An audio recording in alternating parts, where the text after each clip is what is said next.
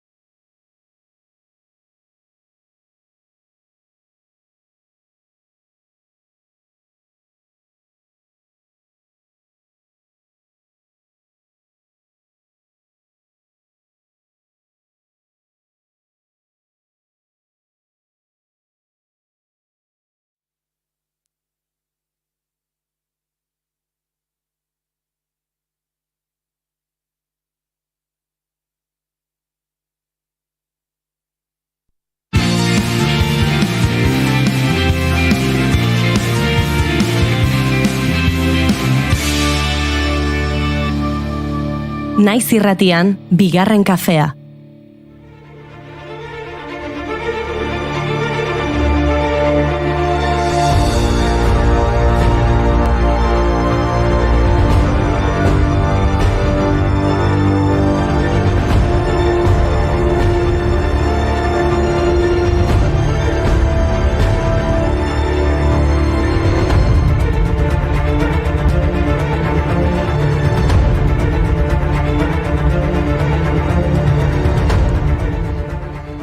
Arratsaldeon, hasi dira batzordeak, txosnen alokairuak, egitarauen zirriborroak, aurrekontuen tirabirak, badatoz Euskal Herriko festak.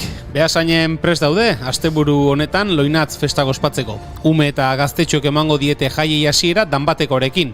Aurten, Lasalle ikastetxekoen txanda izango da maiatzaren 27an, arratsaldeko 6etan. Ui, ze jatorrak, ez dute bigarren kafea kontraprogramatu? Tira, jatorrak ez dakit. Gustatuko etzaizun gauza bat ere egingo dute. Oi. Erraldoi eta buru handien presentzia areagautuko da gazteen eskaerari erantzunez. Buru handiak ez mesede. Jota jo ari dira txistu eta danbolinak. Jota jo kale jirak buru handi eta erraldoiak. Airean maskuria, kili gustura. Airean biurria, ipurdian afkura. Beasain izango da eraso matxisten aurkako gida martxan jarriko duen lehen herrietako bat. Jaietan, eraso matxistei aurre egiteko gida sortu du Emakundet, Emakumearen Euskal Institutuak. Eskuliburuak eraso matxistak identifikatzeko, biktimen arretarako eta salaketa publiko egiteko gakoak biltzen ditu. Gida ideia nagusi batekin hasten da. Jaiak guztiontzako espazioa dira, adin eta baldintza guztietako pertsonentzat. Eta bermatu egin behar da guztiek berdintasunean eta indarkeriarik gabe bizi dituztela. Eta erasoen ostean, emakumeak unean bertan erabakitzen badu salaketarik ez jartzea, ez du esan nahi ez duela erasorik jasan edo erasoa ez dela larria izan. Esan nahi duena da, hori dela uneko bere erabakia. Beranduago jarri dezake salaketa, ez ahaztu.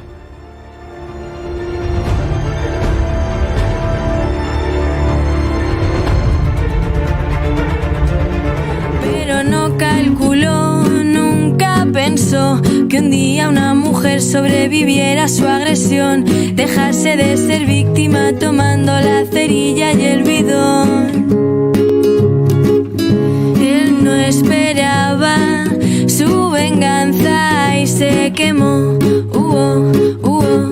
se quemó, se Eta bereziki beste edozeren aurretik, emakume batek erasoa jasan duela esan eta laguntza eskatzen badizu, edo eraso bat gertatu dela baldin badakizu, ez epaitu. Ez da baloraziorik egiteko unea. Ez da egoera lehuntzeko ere. Izan ere, buru handiek baino beldur gehiago ematen duten piztiak topa ditzakegu herriko festetan. Eta badakizu ezer, emakunderen gida ez baduzu betatzen, kaleei su emango diegu. 2022ko maiatza, 78ko maiatza izango balitz bezala.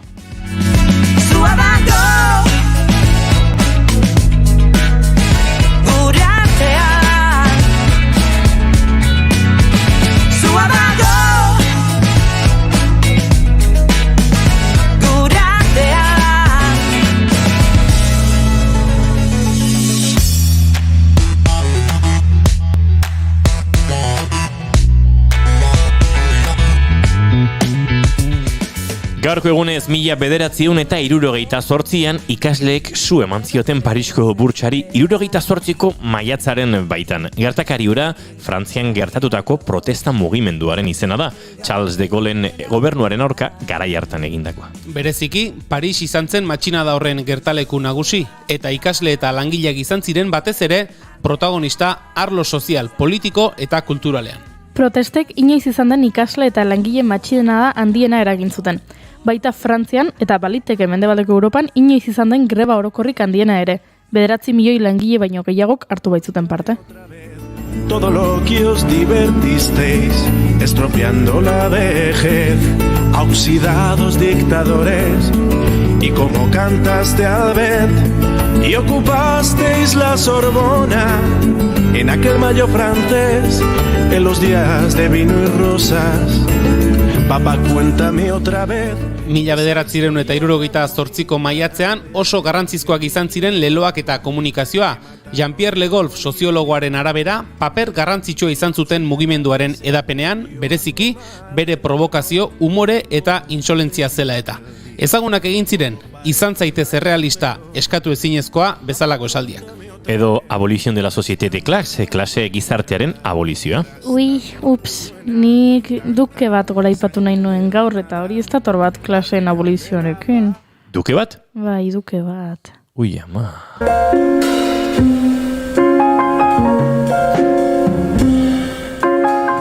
Bueno, hau bai. Hau ondo.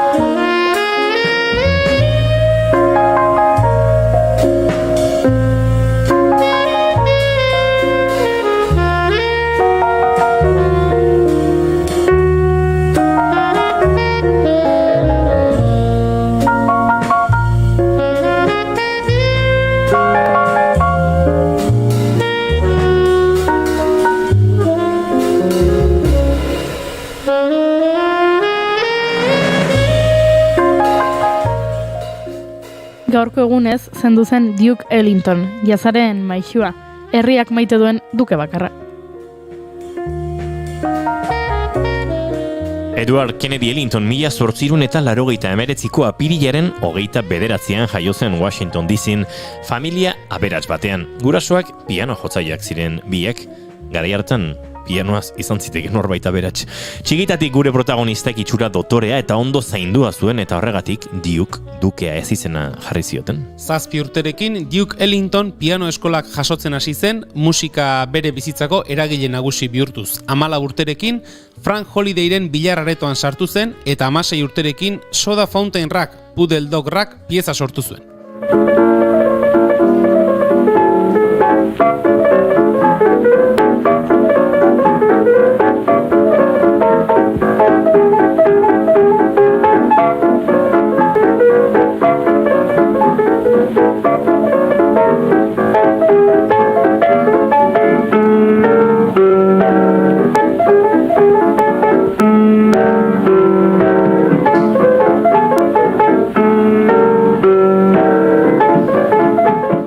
Hogeiko hamarkadaren hasierarekin Duke Ellingtonek Washingtonen zuen egonkortasun musikala utzi eta New Yorkera jo zuen, zehazki Harlem auzora.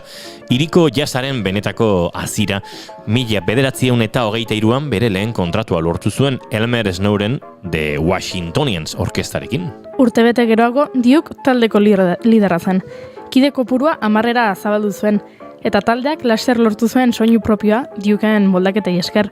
Ordura arte entzundako jazz estandarren antzik ez zuena. 1927an Ellington eta bere taldea Harlemgo Cotton Clubean jotzeko aukeratuak izan ziren. Horrek, depresioaren etorrera jasatea ez ezik, aurrera egitea ere ahalbidetu zion, banda zuzendari gehienek langileak murriztu behar izan zituzten garaian. Garai hartan konposatu zuen It Don't Mean a Thing. Do is sing.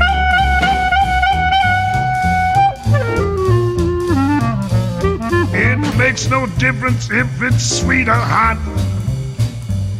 Just give that rhythm everything you got. Yes, don't mean a thing if it ain't got that swing.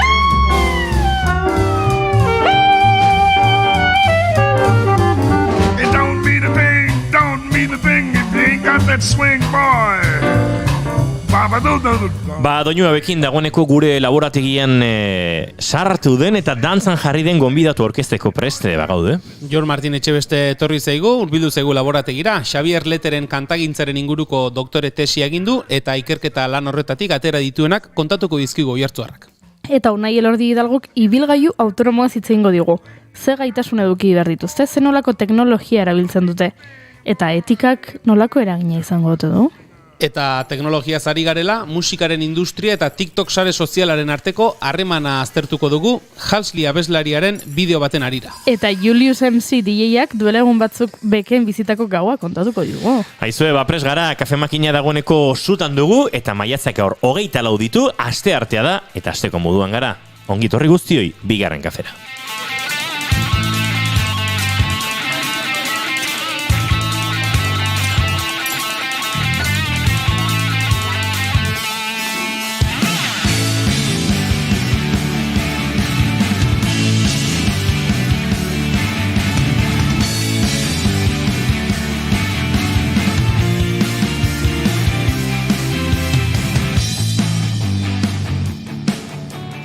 Zuekin Jaun Andreok Julen Goikoetxea horbe oso arratsaldean. Baita zuei ere.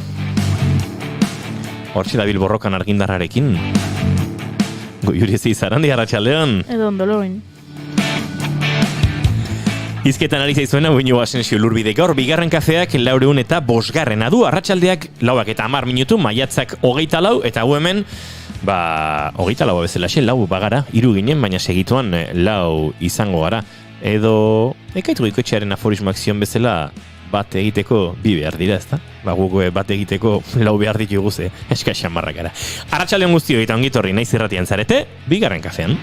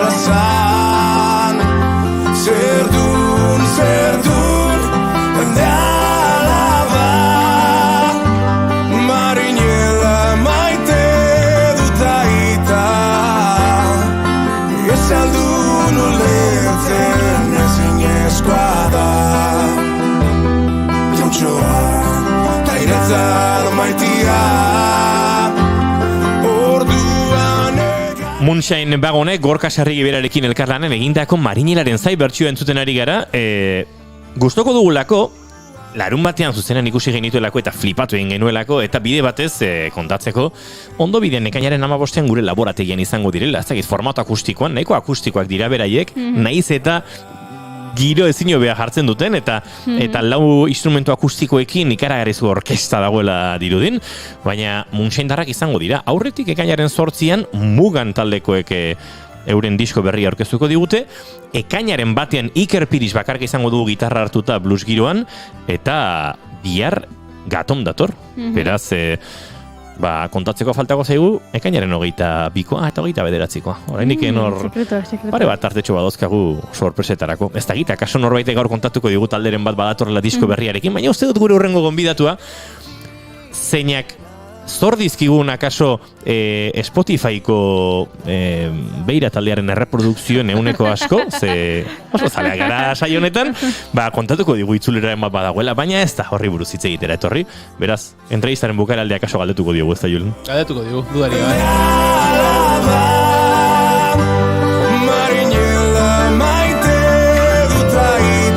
Eta hemen txatean dagoeneko hasi zaizkigu, nik ordenagai horretan ja urrun xamar ikusten dut, adina izango da.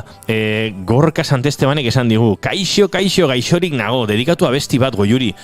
Aiza abesti nahiko du Gorkak. Ez daki. Hain zalea zera, hainbat gauzena, hain beste gauzena? Bai. Gaurko bigarren kafea, ze bi gonbidatu aspaldiko lagunak Julius MC eta Jon Martin. Gorka, ik dena, azkek lagunak.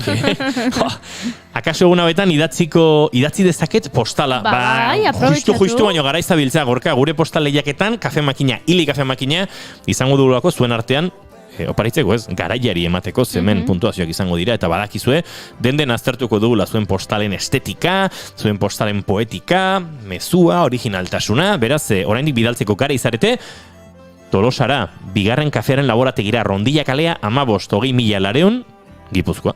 Xet, desordena esan ditut. Bai, esan dizu baino bai, beste ondo. orden batean esan dituzke, baina bueno. Ulertu da. Nire gaurko maite duta da, nirekin katarroa eta oean sartuta, aiene. Zer, aber, Gorka, nola. Nire gaurko maite duta da, nirekin katarroa eta oean sartuta. Hor galdu iniz pixke bat. Ez dakit gustora ongo dela oean sartuta. Ez? Izan daiteke hori? Izan daiteke. Agian gustoko du oean sartuta bigarren kafean zutea. Hori ere izan daiteke. Posible da. Aupa beira taldea, ze talde buska, beira jarri. Beira nahi zenun, Gorka? Bale, bida, ze nahi zenun, Gorka? Beira nahi dezu, eta Gorka, beira taldearen kantua neronek aukeratuko dut, edo zuk aukeratuko duzu, ze hemen ere badokagu zer aukeratua. Adibidez, niri kantu asko gustatzen zait.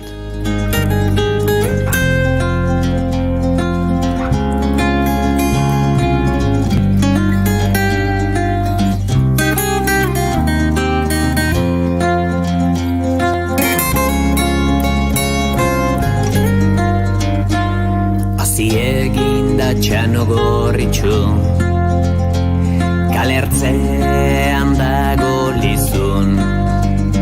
Gorka Santesteban, zuretzat, nik ere asko maite dut kantua, ondo, asmatu du beraz, sardadilak kalabazan honekin, eta aukera emango digu gure maite duten tarteari ere heltzeko. Adibidez, Gorkak maite du katarroarekin oean sartuta bigarren kafea entzun eta bere kantu kutxun bat jartzea, baina Julen Goiketxe Orbegozok beste zerbait maiteko du. Bai, gaurrako ekarri duda maite duta, nolabait ere inguruko pertsonek edo gertuko lagunek bere proiektuak edo buruan darabiltzaten ideiak gauzatzen dituztenean, ezta?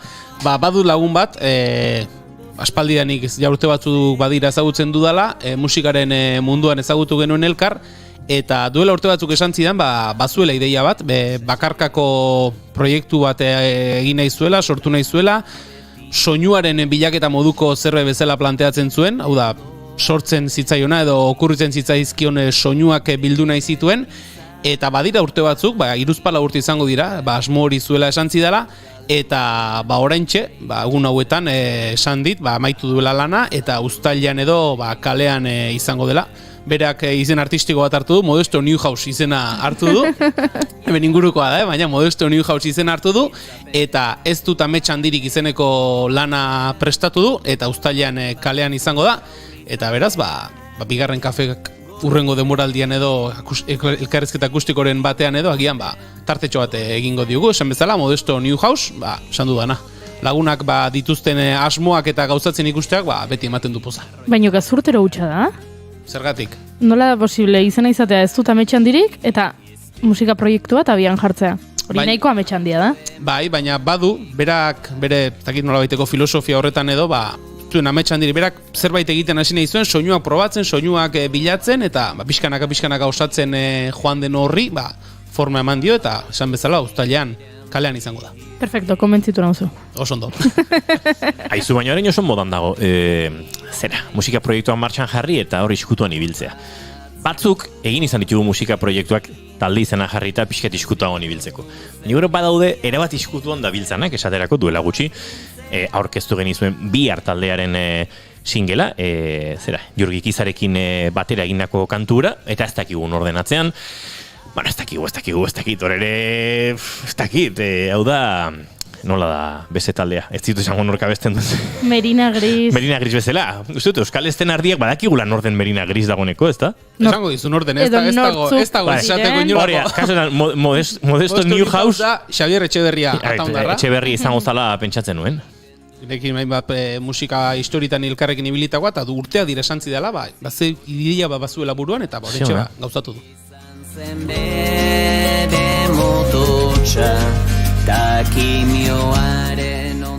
Eta zure maite dutago Juri zein da?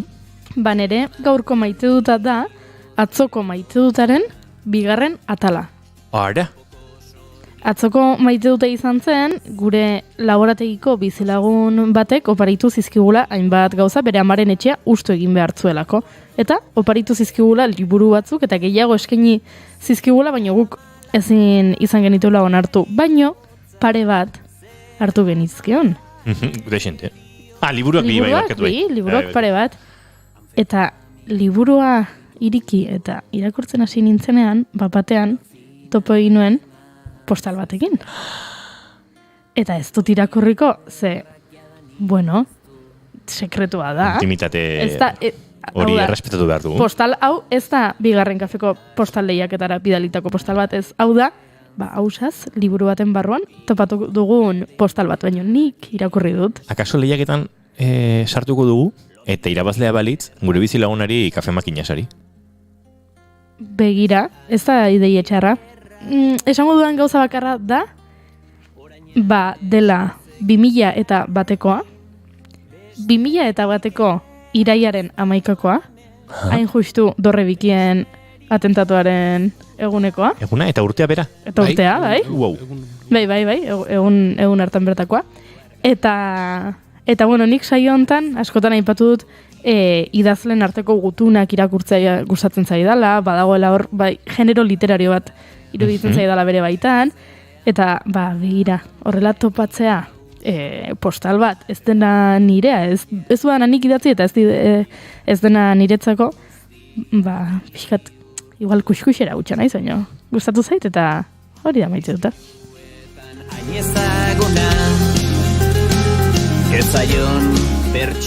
Zeona? Oza asko esango nituzke, baina liatu ingo naiz, oso poletia iruditu zait. Nik maite duta, Kirmen Uriberri laportuko diot, atzo bere Facebookian publikatu zuen, pasartetxo bat, gainera ikus ezazuen ez dugula arazo berezirik berriako bere podcastean kontatzen du, eta guk hemen naiz irratian horri referentzia egingo digu noski, besterik etzan falta. Eta kontatzen du Kirmenek hauteskunde txikiak izan direla bertan, New Yorkeko bigarren hezkuntzako eskola publikoan eskolako gelako delegatu aukeratu behar zutela. Eta hane hauteskundetara aurkeztu dela, ez dela hautagai bakarra. Eta holako batean iritsi da, eztabaidatzeko unea. Eta hautagai mutilak esan du, hobe dela delegatua gizonezkoa izatea, hori dela arruntena. Eta hori zergatik galdetu duanek. Bada, gizonezkoak bizkorrauak garelako. Eta nork esan dizu hori? Historiari begiratze besterik ez dago. Gizonezkoek emakumezkoek baina asmakizun gehiago egin dituzte, dio mutilak. Adibidez, xaxatu duanek. Bada, asko, azken boladan Apple telefono mugikorrak, ala Amazon, Steve Jobs gizonezkoa zen, eta Jeff Bezos ere bai, harriudra marmarra zabaldu da gelako kideen artean. Egia da esan du neskak pentsakor. Arrazoi duzu, mugikorrak, fardeleria, hori dena importanteak dira, baina emakumezko batek horiek denak baina asmakizun garrantzitsuagoa egin zuen. Ezin da, mutilak sinesgaitz. Bai, Wi-Fia hedi lamarrek asmatu zuen, emakumezko batek, eta Wi-Firik gabe ez dira ezer, ez Amazon, ez da, aipatu dituzun guztioiek, ze aldatu zaiten ben argazki batetik bestera, ez Amazon, Apple. Ez da Apple bera ere, eta beste ezer. Eta Wi-Firik gabe ezer ez direnez, asmakizun hau garrantzitsuagoa da, ala? Gelako neskak eta mutil batzuk, txaloka hasi dira, algaraka, bozketa egin dute, eta hanek irabazi du. delegatu ez arruntak. Halaxe bukatu du Kirmenek bere pasartetxo hori, eta ederra iruditu zait, eta gorko saiora ekartzeko, ezin egokiagoa. Ederra.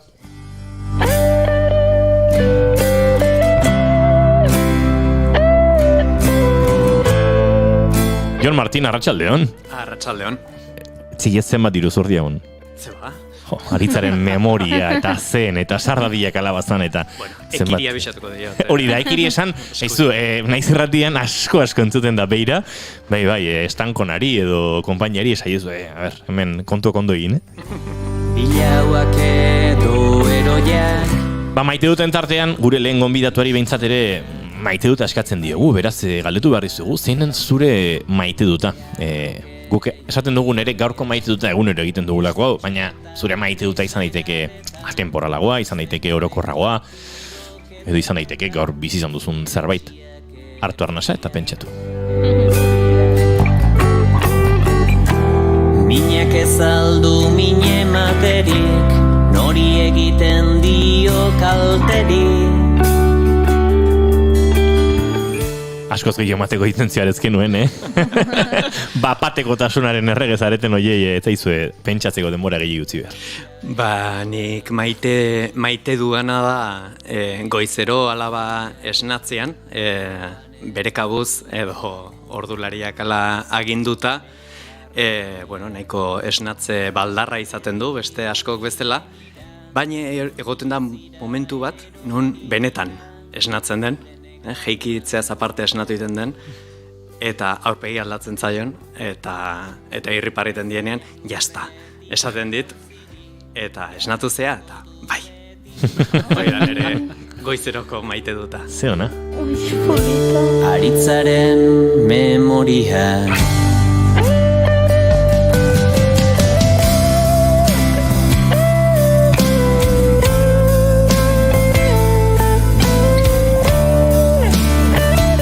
Haure gustoko de dio Gorkak, noski, ez duz izango Gorka. Zuk dena duzu gustoko, ia dena duzu gustoko, hori ere onartu behar dugu, baina,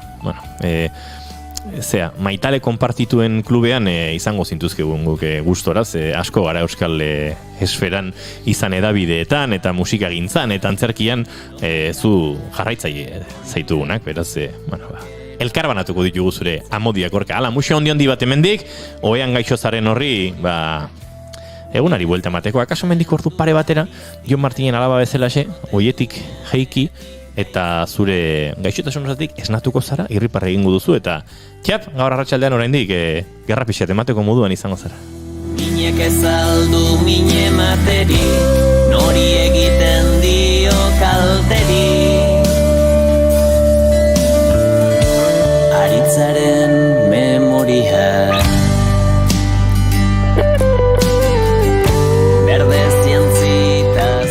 Arratsaleko 4:26 minutu ditugu, naiz irratian zarete, bigarren kafean, eta gaurko saioa abiatzeko moduan ere bagara, Jon Martinekin, gauza axaleko eta zakaso hitz egingo dugu, baina gaisak honetan ere eta ora honditan murgildu behar dugu. Ongitorri bigarren kafera.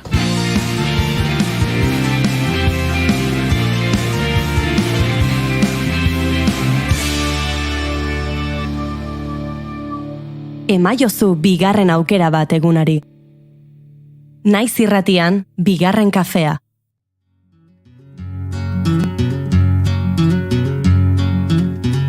Kantatzera noa zu bertso bat edo bi, eren egun jarria gizon arruntari, Antonio Lorentxo edo Jose Mari, gauza ederra denik ez ukatu neri.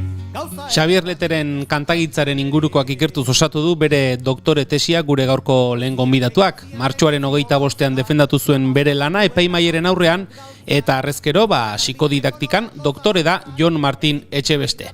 Oiartzuarra zen Lete, eta Oiartzuarra da gure gonbidatu ere. Bertsolaria izan ezarren, bertsoarekin lotura handia izan zuen Letek, eta bertsolaria ere bada Jon Martin. Musikan eta kantugintzan aritu zen Lete, eta musikan eta kantugintzan ere ibili da edo badabil, gero galdetuko diogu zehazki nola dagoen gauza. Jon Martin, Beira taldearekin besteren artean. Xabier Leteren eta Jon Martinen arteko antzekotasun gehiago aipatzen jarraitu genezake, baina hori baino interesgarriagoa izango da kaso, protagonistarekin berarekin hitz egitea eta tesiaren ingurukoak bere hautik entzutea. Jon Martin Etxebeste, arratsaldeon eta ongi etorri bigarren kafera. Arratsaldeon eta mila esker. Bueno, Jon, Iñigok esan du ura honditan sartuko garela, baina lehendabiziko galdera. Nola geratzen da bat tesiaren defentsa saio hori egin ostean? Mozorrotuta eta izerditan blai alegia egunean bertan formalki ere garrantzitsua baitia olako gauzak, trajez eta alkandoraz jantzita eta olako defentsa express bat egin da gero, azkenean 500 horriko lan bat 40 minututan azaltzen saiatuta gero, sprint bat bota duena bezain nekatuta. Hori da, nola egiten da hautaketa hori? 500 horri 40 minutuan laburtzeko, danantzako, guztiarentzako lekurik ez dago? Nire teknika izan zen, esan nahi nun guztia PowerPointetara pasa, eta 40 minututan egitea kapitulo bakoitza. 6 ziren, beraz 6 aldiz laburrago egin behar nun, esan nahi nun gauza bakoitza, eta kendu, bazkenean funtsezkoenakin, adirazgarriena izan zitekenarekin, baina jakinda gauza asko uzten ditula kanpoan. Beraz, eskema hori eginda, egindako saioarekin gustora geratu zinen? Noski, bai.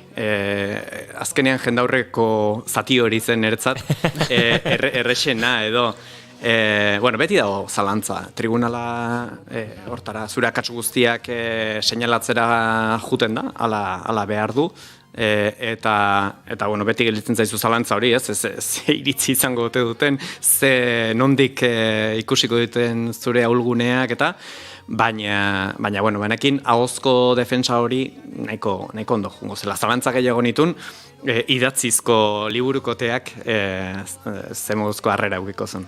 Eta behin 500 horriko lan hori entregatuta eta egin beharreko aurkezpen hori eta defentsa hori eginda, psikodidaktikan doktore, izena bera behintzat potxoloa da. Bai, potologia ere bai. Oraindikan ere nahiko lan izaten dut, psikodidaktika zer den azaltzen beraz. Agian, justu ez da, psikodidaktikako errepresentatiboena den tesia ere, gehiago du literaturatik honek, baina, egiten hasi nintzen masterra psikodidaktikakoa zen, eta gero han aukeratzen duzu gutxi gora bera, zertan nahi duzun espezializatu, eta nik literaturako irakasgaiak nola txunditu nintzen pixka bat, eta hortxe. Zenbat urtetako lanaz ari gara hitz egiten, tesi honen atzean ze lan eta ze bide dago? 6 bat urte. Baina, hori ere engainagarria izan daiteke. Izan daitezke 6 urte asialeko edo 6 urte burubelarri zabiltzanak, eta 6 urte hauetan sartzen dira pandemia bat, eta gezurra bat dirudi ere izango naiz lurrazalean dagoen pertsona pandemiak gutxien eragin dionetako bat, alegia gainontzeko guztiak bizitzaren zati bat galtzen aizien bitartean, ni ere bai, baina ni bestela ere tesiakin ala hain nintzen, galeraren sensazioa etzen hain handia izan. Seme bat eta alaba bat, ere tarte handia. Hori galetu behar nizun, zadin dute? 7 urte eta 2 urte. Eta gero tartean baitare lan, hasieran lan batean nengon, tesia egiteko beka jaso nun, utzi nun lanura, apustu txiki bat bazen, azkenean funtzionario nintzen eta gero unibertsitatetik deitu ninduten, eta horre ere uztartu behar da, irakaskuntza lana eta ikerketa lana, eta hori ere nahiko lan. Beraz, 6 urte hauetan esan liteke, zure aldetik egunako 24 ordu beharran 50 izan balitu ere eskertuko zenuela. Bai, askotan ere kontzentrazio gaitasunak ere handiagoa balitz eskertuko nuken. Publizitate eta aurrezkuntzako ikasketak egina dituzu, eta aipatu duzu, lanpostu bat utzi zenuela, besteren artean, gidoilari langintzan aritu zara, aurren irakaskuntzan ere bai, erakunde publiko bateko komunikazio arduradun ere bai, saltsa dezentetan ibilitakoa, baina ez dakit beti ere komunikazioaren edo komunikazioa garrantzia duen eremuan ibilizara.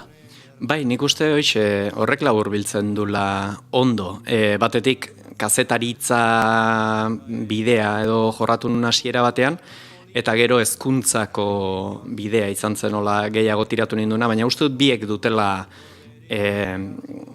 komunikazioarekin zerikusia handia, ez? Alegia, zein da nere hartzailea, zer daukat esateko, eta nola esango diot. Eta ez kazetaritzan bezain objektiboak aso, batzutan gidoilari batek behar duen persuasio gaitasunarekin, eta nik uste hor topatu dela lekoa, eta gaur egun unibertsitateko irakaskuntza nabilela ikusten dut ikasleek ere estimatzen dutela. Komunikazioa ez dela eduki bat bolkatzea, buru batetik bestera, baizik eta ondo pasatzea klasean baitare, eta parre pixkat egin, eta unkitu, eta elkarbanatu. Eta helburu komunikatibo hori, ez dakit, zalda pixka bat kontraesankorra 500 horriko tesi batekin? Bai, baina tesiak ez dia komunikatzeko zea bat, gehiago dira gordailu bat. Tesi hori ni jakitu naiz hiru tribunalkide ez gain oso jende gutxik irakurriko dula. Egia esaten da tesiak egin da gero, tesikiak egin behar diela, eta horiek nola egin ere pentsatu behar dut, alegia nola eman gizarteari edo akademia mailan utzi. Azkenean, nik ere zalantza handia ditut. Xabier Leteren kantei buruzko edozein testu, edozein azterketa baino, ez alda hobea Xabier Leteren kantak entzun eta norbere interpretazioak egitea, ez? Beti zalantza hortan gelditzen ez? Baina, programa hontan ere, jarri genezaken Xabier Lete ordu betez, eta, ni saiatuko naiz, ematen gako batzuk, edo behintzat seinalatzen nola entzungo nukenik. Gu ere pixka bat erosotasunan eroriko gara, eta konta iguzu, nondik nora eta zer egin duzu tesi honetan, Xabier Leteren kantagintzaren inguruko tesi honetan? Bale, zenbat minutu ditut. Ordu erdi, bai, orain nina dazu, Bale, Ia, tesia defendatzeko denbora. Horregatik esaten dut, Erne. Eta momentu ematen kantu konkretu bat behar balin badezu eskatu, Bale. Eta bilatuko dugu tita batean, da jarriko dugu. Esan dezute leheno ez dut ametsa hundirik, eta ez dut ametsa hundirik bera ere Xabier Leteren kantu bat da, eta, politikoki seguraski bere mezua esplizituen ematen duenetako bat, indarkeriaren aurkako aldarri nahiko potente bat, eta bizitzaren defensa oso handi bat, ez bera gaixo zegon garaian. Baina, hori litzateke Xabier Leteren gai handietako bat, alegia aberria, eta aberria maitatu nahi eta ezin hori, ez? Euskal Herri maitea ezin zaitu, Euskal Herri ere ezin zaitut maite, baina nun biziko naiz, zugandik aparte, ez? Herrian bertan bizi, baina erbeste intelektual moduko bat bizitzearen sensazio hori, izango litzateke bere gai nagusietako bat. Beste gai nagusietako bat izango litzateke heriotza. Azken finean, bai bera eta bai Lurde Siriondo biak gaixo kroniko izanik, beti heriotzaren mehatxua norbere bizitza galtzekoa, edo beste maite zuten pertsona galtzeko mehatxu hori beti mai gainean, eta horrekin bizitzea ez da xamurra. Bestetik maitasuna bera, maitasun harremana, leialtasuna, kristautasunak eragindako bikote harremanak, pixkat, horiek izan dira 3 gai nagusiak aztertu ditudanak, eta zeharlerro gisa natura. Naturak, batetik hasieran zentsuraren ondorioz, esan izena, esan ezineak, behartzen zituzten hizkera metaforiko bat erabiltzena, eta hortarako natura baliabide egokia zen.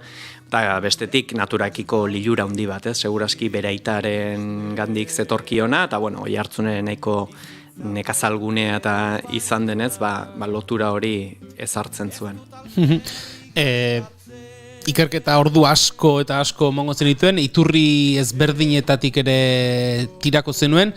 Nola izan da ikerketa lan hori? Ez dakit, hemen Xabier Leteren inguruan horrelako tesi bat egiteko nahi adina edo behar adina iturri topatzeko moduan izan zara? Bai, nik uste ia edozeri buruz asko ikertuta daola, naiz eta askota kontziente ez izan. Alegia, mundu akademikoak divulgatzen ez du asmatzen, askotan daun guztia. Eta bueno, gure tesiek, eta gure esaten dut, Alex Gurrutxagak justu nire aurretik defendatu zuen bere tesia, balio dute eta nik uste balio dezaketela benetan, ja eginda zeuden lanen gordailu gida azkar bat izaten, eta gure erreferentzien atala irakurtzen dunak ez du bilaketan jardun beharko, baizik zuzenean eskatu ditzake liburutegira liburu horiek denak, eta lan hori eginda dago. Azken finean, zientzia hori da, alegia. Zer eginda dagoen jaso, eta zuk beste aletxo bat jarri. Eta hurrengoak du, zuk egin dezun bilketa, gehi zure aletxoa. Eta hola, ezagutzea eraikitzen da. Eta zure kasuan, zuk jarritako aletxoiek edo, zeintzuk izan dira? Bueno, nik esango nuke batez ere bertsolaritzarekin lotura egiten nuen zatian daola niretik gehien. Eta nik uste hizkeran ere, tesian ere igertzen dela, askoz ere ziurtasun gehiago erakusten ditut zati hortan. Eta beste zati batzuetan, bueno, zalantza edo esango genuke nire kazetari izaera gehiago ikusten zela, alegia objektiboki esan, ze bildu duten, zer dion batek, zer dion besteak. Azkenin, historikoki garaikide ez den pertsona bati buruz lan egiteak, zailtasun asko ditu.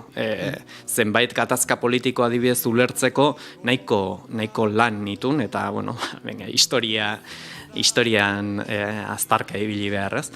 Baina, bueno, bertsolaritzan zatia, oso eroso nengon, eta banekin Xabier Letek bertsolaritzan sekulako eragina eukizula, eta Xabier Leterengan bertsolaritzak sekulako eragina zeukala. Zukontutan hartu, Oiartzunen 60. hamarkadan zeudela Uztapide bertan bizitzen, Michelena, Koxmel Itsaso, eta etortzen ziren Oiartzungo plazara bertsolari puntakoenak eta Atamitzen bazkaltzen zuten askotan, eta bertsolarien mugimendua oso indartsua zen, eta Xabier Letek miresmen handiz jarraitzen zituen.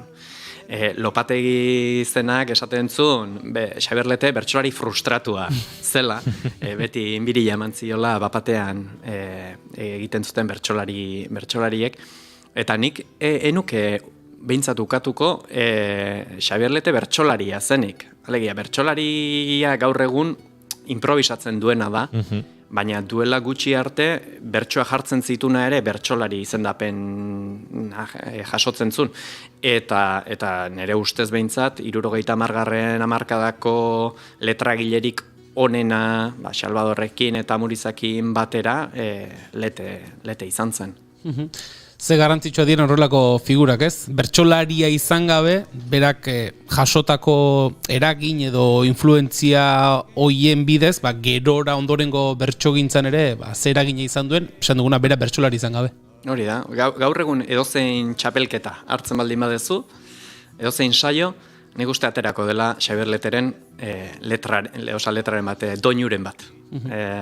Utzizun ondare bat, batetik egintzun berreskurapen lan bat, Txirrita, Lazkao Txiki denen bertso sortak musikatu zituen, bestalde bere poesiak idazteakoan bertso doinuak erabili zituen etengabe, eta letra hoientzat doinu berriak sortu, beraz, batzeon bertsolaritzatik edan eta bertsolaritzara berriro itzultzeko halako joera bat. Xabier Leteren kantagintza aipatu dugu zure tesiaren nolabiteko izenburu edo moduko zerbait aipatze aldera, bereziki jende askori entzun diogu ez zela kantari ona.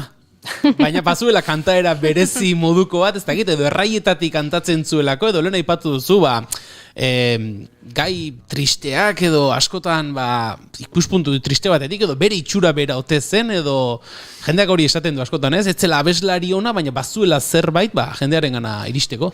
Bai, asko gustatzen zait egin diazun galdera, batetik niri kantari ona iruditzen zaidalako, alegia, ondo entonatzen zula, eta ahots lakarra bai, baina, bueno, niri gustatzen zait nola kantatzen duen, karo, baina nire gustuak eraikia daude Xabier Lete hasieratik ezagutzearen gainean. Orduan, normala da nire kanona berak ezarri izana. Hala ere, hori esaten duten pertsonak normalian ez dituten zuten Mikel Laboaren ahotsa kuestionatzen. Eta, ahots, ez dakit, ez normatiboak ero aipatzen baldin baditugu, Mikel Laboarena arraroagoa iruditzen zait. Gero, gaur egungo abeslarien ahotsak autotuneri gabe entzunaiko nituzke gaur egun, eta behaien afinatzeko gaitasuna. Eta batzuk ere, eta uste dut estilistikoki hortar ohitu ere egin garela, baina Indiak, batez ere estatu mailan jarri zuen oso lehen lerroan gaizkia bestearen doai estilistiko bat. Eta horrekin ohitu egin ginen, ez? Beraz, oso ados nago Jonekin, norberak noiztik jaso eta noiztik barneratu duen eta zer egin duen normatibo, ez? Berarentzat horrek eragin handia duela gero epaiketa hori egiterako orduan, ez? Eta gero uste dut, abeslari ez aigeanean, gauza bat dela kantagilea edo kantautorea eta bestea dela interpretea. Eta kantautore bat eta zizketan ari garenean, sinesgarritasuna dela lehen lerroan jartzen duena. Eta Xabier Letek bere letrak idazten zituen. Eta hori, ez dute kantari guztiek egiten, eta besteen letra kantatzen zitunean ere, bere ideologiakin edo bere pentsaerakin oso bat zetozelako egiten zuen. Orduan, Xabier Leteren ezaugarri garrantzitsuena niretzat sinesgarritasunarena izango litzake. Eta tristea dela ere, nik zalantzan jarriko nuke. Esango nuke, hori esaten dunak bere obraren zati bat bakarrik jarraitzen dula, elkarrizketa hasteko jarri ez dute, gizon arruntaren koplak, horrek tristetik ez du asko, teologia, ideologia ere, oso satirikoa da, asko ditu, oso bizitzaleak dien letra asko ditu, eta batzutan egia da bere posiziotik, bizitza arriskuan daukan pertsonaren ikuspuntutik, igual tristeak edo serioak izan daitezkela gai horiek, baina esango nuke sekulako ironiaz eta humorez tratatu ditula beste gai batzuk. Zuk zeuk, Leteren unibertso hori, Leteren kantagintzaren unibertso hori aztertuta, Leteren kantagintzaren ze ezaugarri edo azpimarratuko zenituzke, horrela, galdera erantzun baterako modukoan. Bai. Ezaugarri, nik sinesgarritasunaren hori jarriko nuke lehen lerroan. Zalantza jarriko nuke baitare beste hitz gako bezala. Oso kontundentea da bere ahotsa, baina bere letretan beti dago bai baina bat. Bueno, bai baina bat baino gehiago, ez baina. Ez baina bai. Ez ezkotik esaldi gehiago eraikitzen zituen, bai ezkotik baino. Eta gero naturarekin eta gizakiaren ziklo etengabeakin zerikusia duten gaiak, ez? Eta baitare edozein gairi heltzeko ausardia ere, bai. Kontutan hartu, adibidez gu kantautore bati buruz hitz egiten dugunean dugun estereotipoa izango litzake maitasunari buruz, enau maite, hilingo naiz erreingo duzu gabe bezalako letrak idazten ditun kantautore bat daukagu askotan buruan, eta Leterengan ez dugu kanta klase hori gailentzen dena, baizik heriotzai buruz, marxismoai buruz, aberriai buruz hitz egiten duten kantak dira, ez? Eta nik uste hiru horiek behintzat izango liratekela. Gero Leteren inguruan, ez dakit orokortua dagoen iritzia den edo ez, baina nolabait ere niri behintzat sentsazio ematen dit askotan bigarren maila batean bezala geratu izan zela, akaso berak ala nahita edo ez dakit hainbat abesti badira, ez? Bereak direnak eta gero ustez urteen eta bertsio desberdinen arabera belaunaldi joan ostean beste batzuenak direnatzat dauzkagunak. Bigarren lerro batean geratzeko borondatezko autua zuen edo hori horren inguruan ikerketarik edo egin duzun? Bueno, bere borondatea buruz ezin jakin, baina esango nuke, kantari baten kantari batek duen ohore handienetakoa da beste kantari batek bere letrak hartzea eta ezagun bihurtzea, baina bestalde rekonozimentu pixka bat ere nahi izaten du artistak. Ez dut uste borondatezko zerbait izan zenik, uste dut gehiago estilistikoa dela. Alegia, Xabier Letek hainbeste edantzun ahozkotasunetik eta Euskal Herriko letra tradizionaletatik, ondoren sortzen zituen kantak ziruditela herrikoiak. Eta askotan Xabier Leteren, Salvadorren eriotzean bezalako ereserkiak, jendeak pentsatzen du herrikoiak diela. Edo izarren hautsa, segun ze suerte daukazun, jendeak pentsa dezake lauarena dela, kentzazpirena, edo herrikoia, esan edut, galera bada hor, baina aldi berian lorpen bada hori. Orduan, hor dago, pertsona bezala seguraski galeratxo bat, baina nik uste artista bezala sekulako lorpena dela. Hor gero, bada ez do Kamairuneren inguruan eta ibilizenean ere, berez, lehenengo kantaldi ematera edo nolabait ere, ez dakit, istripu baten, istrip modu akzidentalean edo esaten dela ez, berez, ez dakit, Benito Lertxundi edo zen kantaldi bat emateko eta uste dut gaixotu eta horrela emantzula lehen kantaldia. Halaxe, bai, seguran, eta bueno, kasualidadea ere, ez dakitzen bateraino, alegia gitarra jotzen, etzun bapatean nola ikasi. Bai, suposatzen dut beti eukiko zula nahi hori barruan, baina bera fitxatu zutenean, idazle bezala fitxatu zuten, eta gerora hasi zen pixkat trebatzen gitarrakin, eta nik uste hor Lourdes Iriondoren figura funtsezkoa dela, berak nola aldundu zuen segurazki Xabier, eta gero oso interesgarria da baitare ikustea Iriondo nola diluitzen den historian zehar.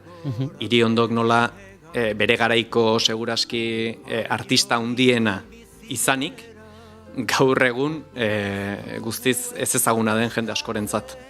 Eta bueno, horrek ere zer pentsatu ematen digu, ez?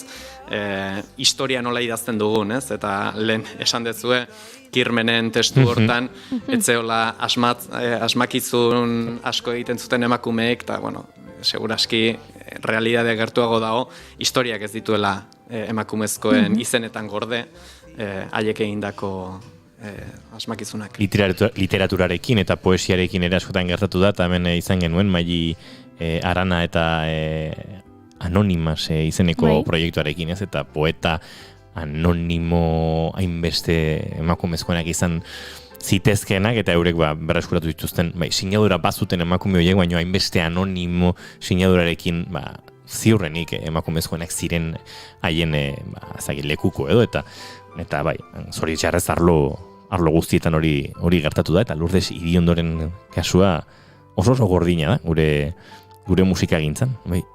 Nik ikusi nun, bada Koldo Mitxelenan Lete Iriondo funtsa, eta Belter disketxeak Iriondori bidaltzen zion gutuna, eta han eskaintzen zizkion zeruak eta lurrak haiekin disko bat atera zezan, eta kantatzezan, eta Espainia mailako proiektzioa eman nahi zioten artista gisa, eta, bueno, uko egin zion, ez dakagu erantzuna, ez, postalaren alde bat bakarrik irakurtze. Akaso libururen batean, egunen batean agertuko zegu.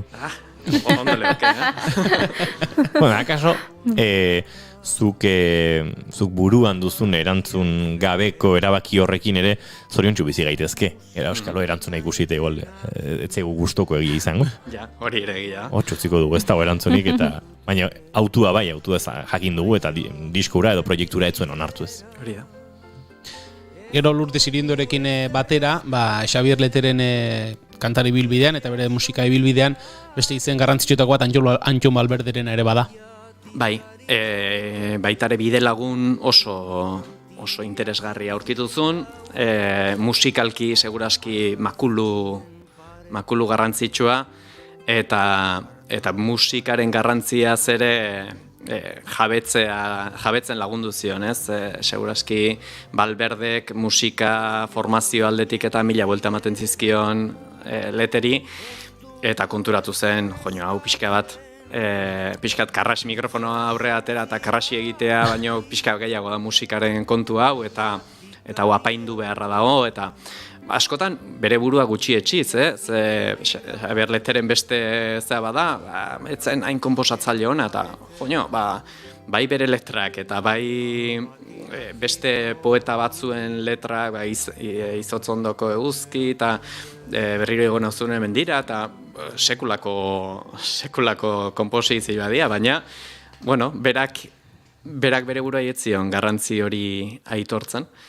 Eta Valverderen eskutik baita ere nik uste, Txirrita eta olako bertsolariei buruzko kantaldiak emateko zilegitasuna ere izan zuen, eta igual bere mezuak letretan kantatzeko gogorik etzun garaian, Txirritanak kantatzen, gustoa ibili zen. Askotan esaten da honek duen ustearen erdia egingo balu, akaso Xabier Leteren kasuan justu kontrakoa da, ezta? Bai, artista izatea nik uste bi ertz hoietatik tiraka ibiltzea dela etengabe. Behar dezu, uste pixke bat, bestela zure buruai ez diozu stilegitasunik ematen. Eta aldi beretik ezin duzu uste gehiegi izan, ze bestela gizartetik deskonektatutako izaki bat bihurtzen zea, inungo perspektibari gabea. Orduan, oreka bilatzen ibili behar da. Eta Jo Martinez deskubritu du, tesi hau eginten aritu den bitartean, Xabier Leteren aurpegi ez ezagunen bat edo zerbait berria deskubritu du? Bai, baina, nik dena, Xabier Lete niretzat ezaguna zen, baina bere kantak ezagunak ziren heinean, bere figura enun hainbeste ezagutzen, eta batez ere niri historia ez zait inoiz interesatu. Eta batean interesatzen hasi zait. Uste dut adinarekin ere zerikusia dula, alegia gauzak ikasi beharrean, historia ikasi beharrean gogoratzen hastentzean momentuan, esan nahi duzuk ere adin bat badezula. Baina, oso interesgarriak iruditu zaizkit Euskal Herriaren urte konkretu batzuk, eta, uste dut, oandikan ere ez dugula asmatzen batzutan belaunaldi pasatzen, urte horiei buruz.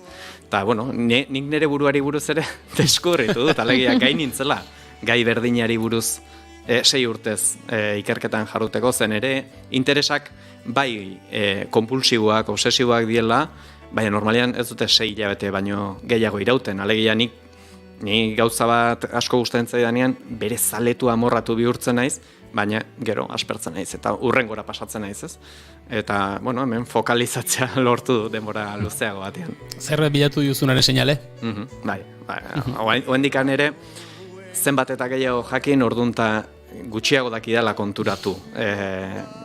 Ze egila den, ez? Nik 40 kanta besteik ez ditut aztertu, ez bere poesia, ez, aztertu ditut, baina korpus bat hartu behar eta hoietan bakarrik zentratu naiz eta konturatu naiz, bizitza osoko lana ere izan zitekela.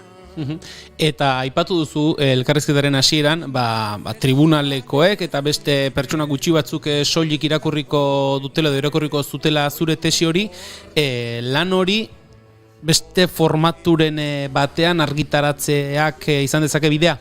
Bai, izan dezake, baina nahiko nuke distantzia pixka bat ni ere ilusioz eta pasio pixkatez idazten hasteko.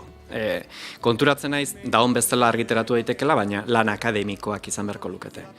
Eta divulgatiboak izango baldin badia, boi ere pentsatu beharra daukat, ze Euskal Herrian zerbait divulgatiboa egitea beste artista baten lana aztertuz, horrek ere 3 pertsona baino gehiago irakurriko dute, baina ez pentsa milaka izango dienik. Orduan, formato egokiena bilatu nahiko nuke,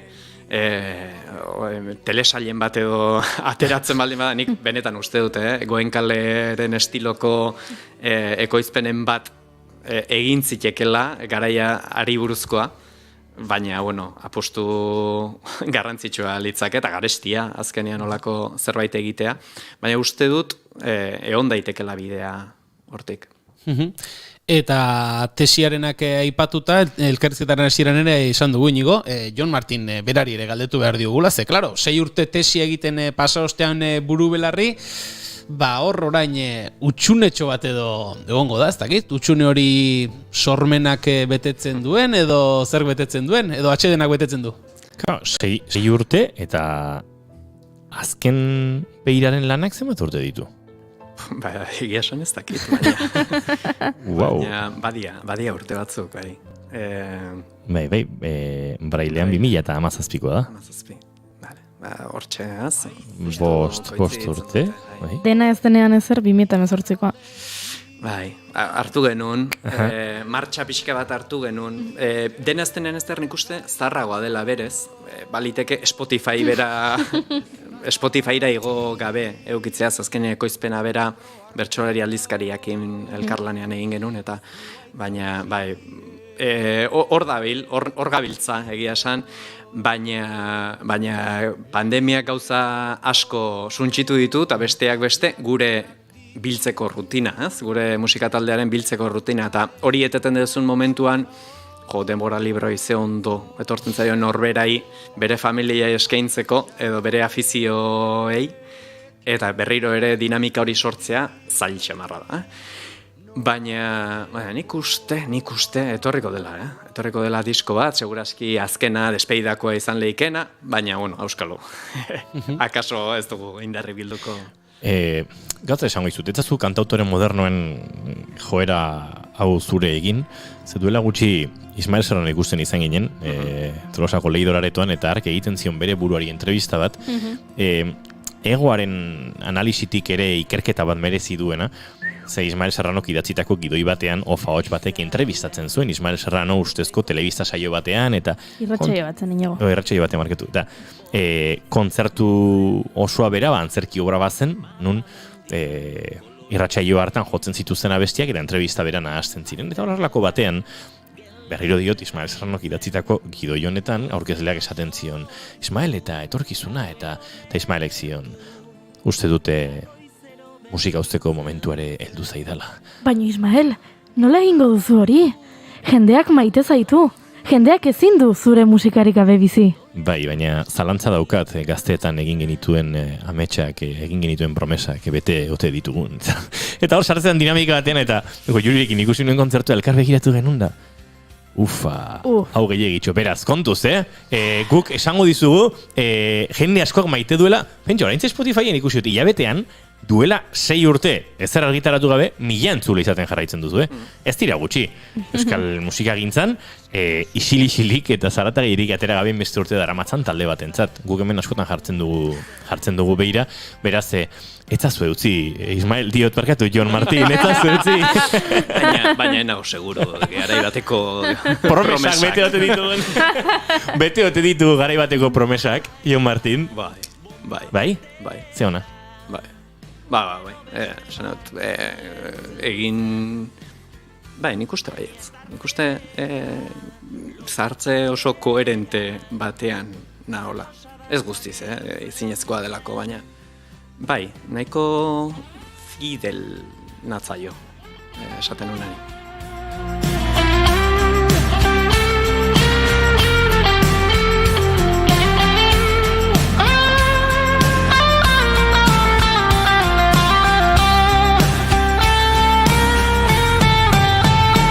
Herrizarrura kristal gainean oinutxirik ibiltzen zen trumoi soinu. Gogoan dut estudioan mutrikuntzegoela kantu hau lehenengo aldiz entzun nuenean, desan nion Jon Martini, wow, kriston kantua da, eta bai da. Eta Naixula Arizmendize bien orain din asketetan, eta falta zen, ez da soloren bat, eta gozaren bat, eta bai, orduztik kateatu da bilin ez kantonekin. Biltzen zen herrizarra hartan hiltzen zen.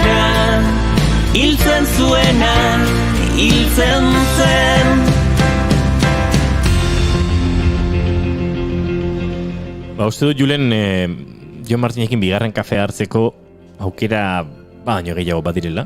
Bai. Bata, akaso Xabier Leteren inguruan egindako ikerketa honek guztiak emango dio.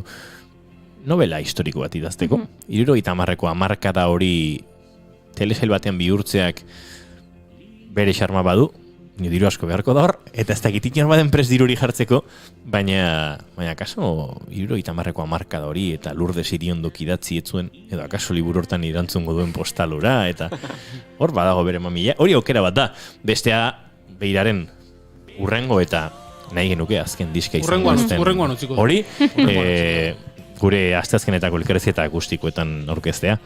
Eta kaso, ez dakit, besteren bat ere bururatuko zaigu. Beste bilatuko dugu. Bertso jardunen batengatik edo zerbait izango da. Auskalo, Jon Martin plazar bat izan da, agurtzeko ordore badugu, baina bigarren kafea dantzate, aitzakia topatuko dugu Julen. Dudari gabe. Eskerrik asko. Nahi dezuten arte. Eskerrik asko, Jon.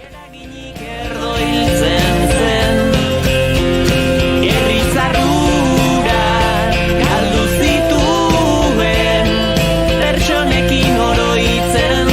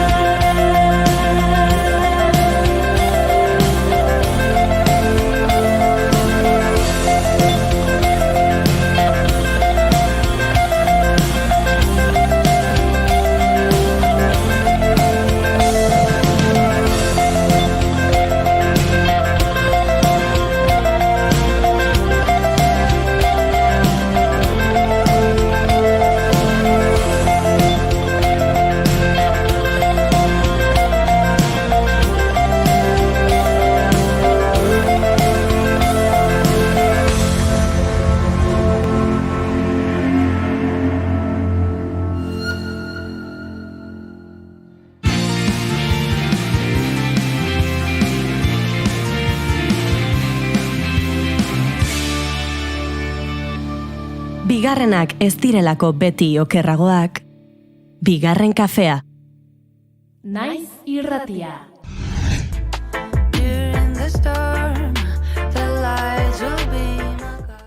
Bueno, Iso eta Dado Soundek Blossom, loratzea, deitu diote bere lan berriari, eta gurekin daukagu erdia Leire Iseo.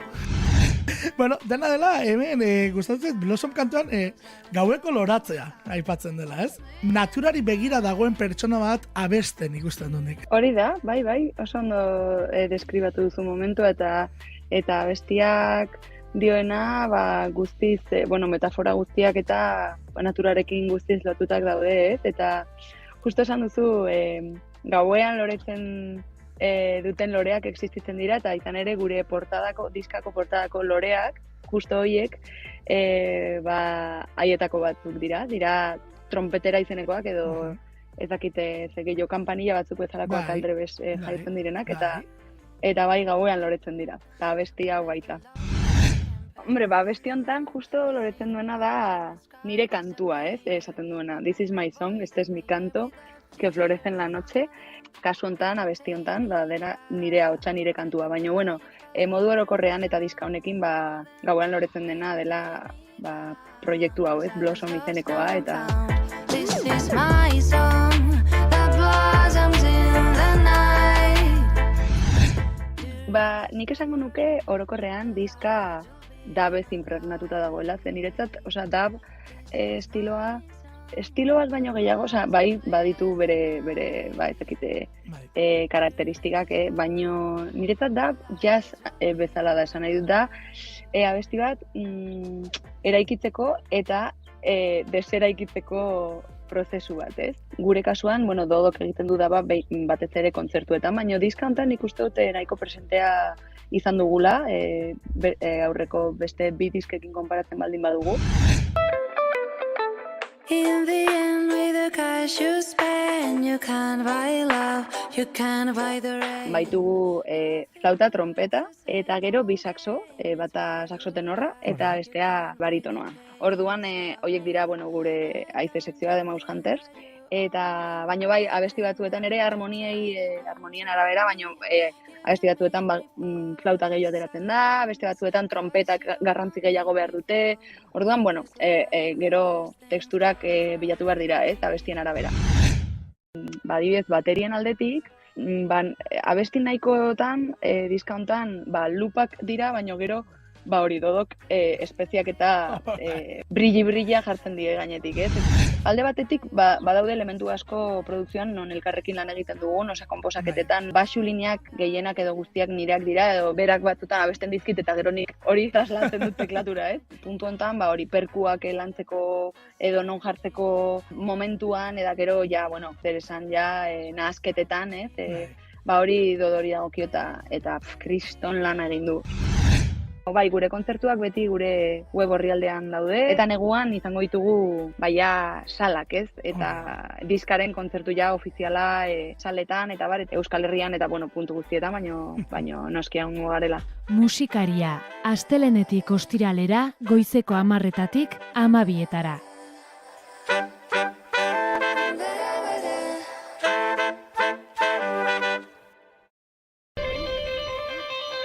Gelditu makinak.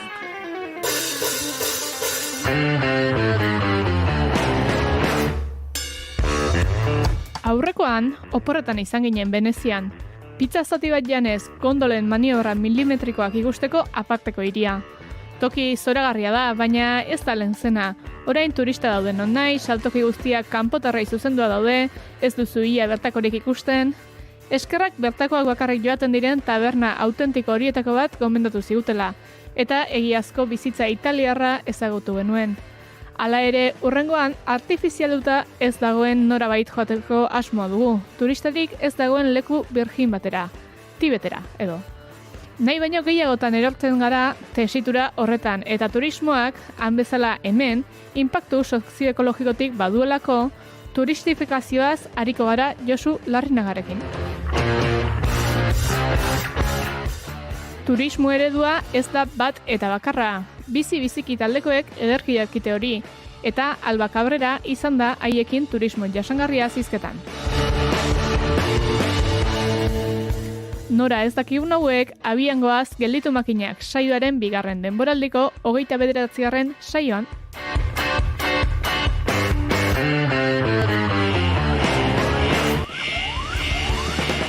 Jada entzungai duzue Gelditu makinakeko azken saioa, gure webgunean eta podcast plataformetan.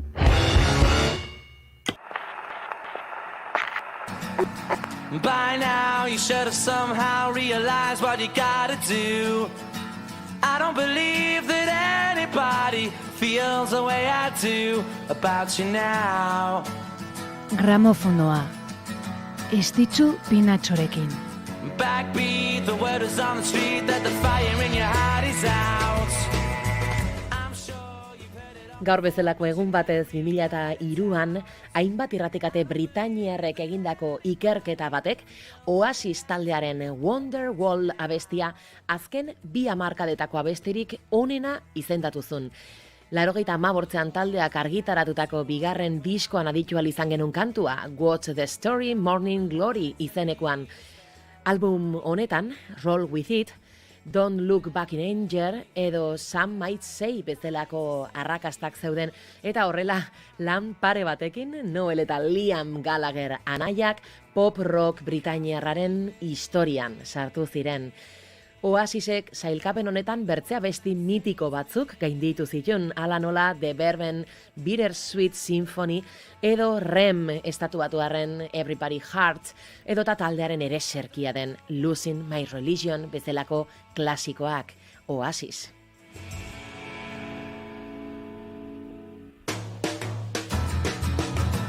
Today was gonna be the day, but they'll never throw it back to you. By now you should have somehow realized what you're not to do. I don't believe that anybody feels the way I do about you now. Jada entzungai duzue Gramofonoaren azken saioa, gure webgunean eta podcast plataformetan. And all the lights that light the way.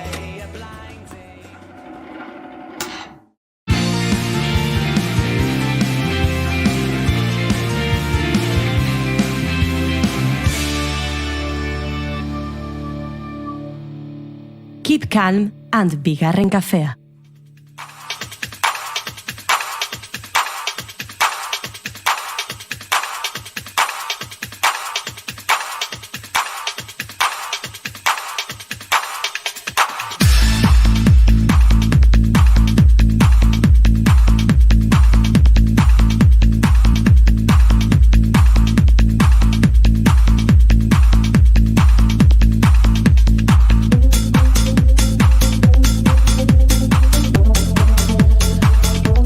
Bai, entzule hemen gaude bigarren kafean eta entzuleak pentsatuko du, ze gertatzen da hemen, zergatik, ari dira musika giro hauetan bigarren kafean. Guazen de mambo. Idatzi dute da baineko. Bai, ez gara gu progresifa oso pintxatu zaleak, ez esango dizuegu, baina lagun bat dugu telefonaren bestaldean Euskal Herriktar asko dantzan eta zoratzen jarri dituena larun bat honetan. La leyenda de Julius MC izan da beken, sold-out ikaragarria, ez da izen bat egun lehenago sarrerak agortu, eta arratsaldeko 6etan hasi eta ez dakit, 6 ordu esan zuten gehiago ere ez ote ziren izango, ze badakit oraindik agujeta dauzkela, bai Ariman, aje emozionalarekin, eta baita gorputzean Julio Villa Albertek edo Julius MCik. Arratsaldeon Julius, eta ongitorri bigarren kafera berriro. Arratsaldeon Iñigo, arratsaldeon Goiuri. Arratsaldeon. Eta Julen ere hemen daukagu, Julius? Arratsaldeon. Kaixo, zemoz. Aizu, Julius, esan du nik hemen agujetak ez dakigula, Ariman edo giharretan dauzkazun gehiago, ze horrelako emanaldi batek denetarik utzi behar du, ez? Aje emozionala, aje fisikoa, dena. Bai, zirrara ugari, sentsazio pilo bat, baina egia da, izterretako minak ere bere garrantzia dukela. Hau da, hori astea, bai kostatzen daitela egun hauetan, bestea betirako dukiko detela eta esperientzia oso polita izan da. Aizu, ari gara ikusten hemen hainbat bideo streamingez jarraitzen gaituztenek, ze eromena, dena beteta, ikaragarrizko ikuskizuna montatu zenuten bertan, okerrezpana izorre ekoizpenean, bueno, zuzeu bai, baina izan duzu ez, zera, esango dute, Remember Paradiseen laguntza edo ekoizpena, eta ikuskizun oso ederra eta asmo handikoa osatu duzuela. Bai, oso profesionala dira, oso sortzaile oso onak. Izan ere 2019an antolatu zuten alako emanaldi erraldoi hauetako bat beken, eta nahiko arrakastatxua izan zen, baina etzun emanaldi honek lortu du dimensio hori lortu, hau da, jende asko egontzan eta impresio osoanak ingatu zian, baina oaingo hau zuk esan dezun betela egundoko eromena izan da. 6 aste lehenago agortu ziren sarrera guztiak. Eta izan da oso asteburu intensoa, arratsaldeko 7:00 gaueko 7:00. Nei irutu zait hilabete oso bat pasatu dala denbora guzti hortan. Bakizu momentua bizi dezu modu batea hain sutsua izan da dana, azkenean Beraz, arratsaleko 7:00 12 ordu jarraian aritu zinaten? Bai, zeuden beste estatuko di ezagun batzuk, Euskal Herrikoak ere bai, eta gero zuzeneko 3 emanaldi, hau da, artista batzuk zuzenean kantu batzuk abestu zituztenak, garai batean oso ezagunak izan zienak, eta beste dileak 40 minutuko setak eskaini zituen bezala, neriak izan zian 2 orduko 3 set, guztira 6 ordu. Eta, azkeneko saioan eria izan zen, goizeko 5:00 7:00 arte, eta indikan jende desente gehatzen, jendea oso ondo portatu zen, eta, imaginatu bezak zen bezala irudeetan ikusten ditu, oso entregatuta, gogo askokin, ez dakit pandemia garai amaituta geho ateradan lehenengo emanaldi handia izan dalako, baina aitortu berdet, pandemia baino leheno iragarri zela baitaren, nik uste zuekin egon nintzanean, zerbait komentatu genula, iragarri zen ja lehenengo, lehen da Julius MCko jaialdia, ezin izan genuen egin, baina promozionatzen hasi bezain da, ua egin bertzan Santana 27 hasieran, eta segituan sarrerak ere erritmo oso harin saltzen hasi zien, eta bertakoak harritutu gehiatu zian, izan ero horretik erabaki zuten jaialdia bekea pasatzea. Zema jende bildu zinaten beken, Julius? 5.500 lagun. Wow. Hemen txari gara momentu batzuk ikusten, ea bat jendeari irakusteko modu manabilen, Julius flipatuta, hau pentsatzen dut, hasiera giroan izango zela, edo ez da gizen momentutan, baina ikusten zaizu ezin sinetxita gertatzen ari den hori. Bai, izan ere Bartzelonako promotorek izatu dute, jarraitu izan ezkeo sarrera salten beste 1000 salduko lituzketela errex. Izan da, oso intensoa hasieratik, eta espero genuen sarrera guztiak agortzea, baina berria jaso genunean, hau da, tiketak saltzen dituen enpresak jakinarazte zigunean, enpresa sarrera guztiak saldu ziala, orduan, danak oso unkituta duen, naiz eta espero izan, sentsazio hori oso berezia da, oso berezia.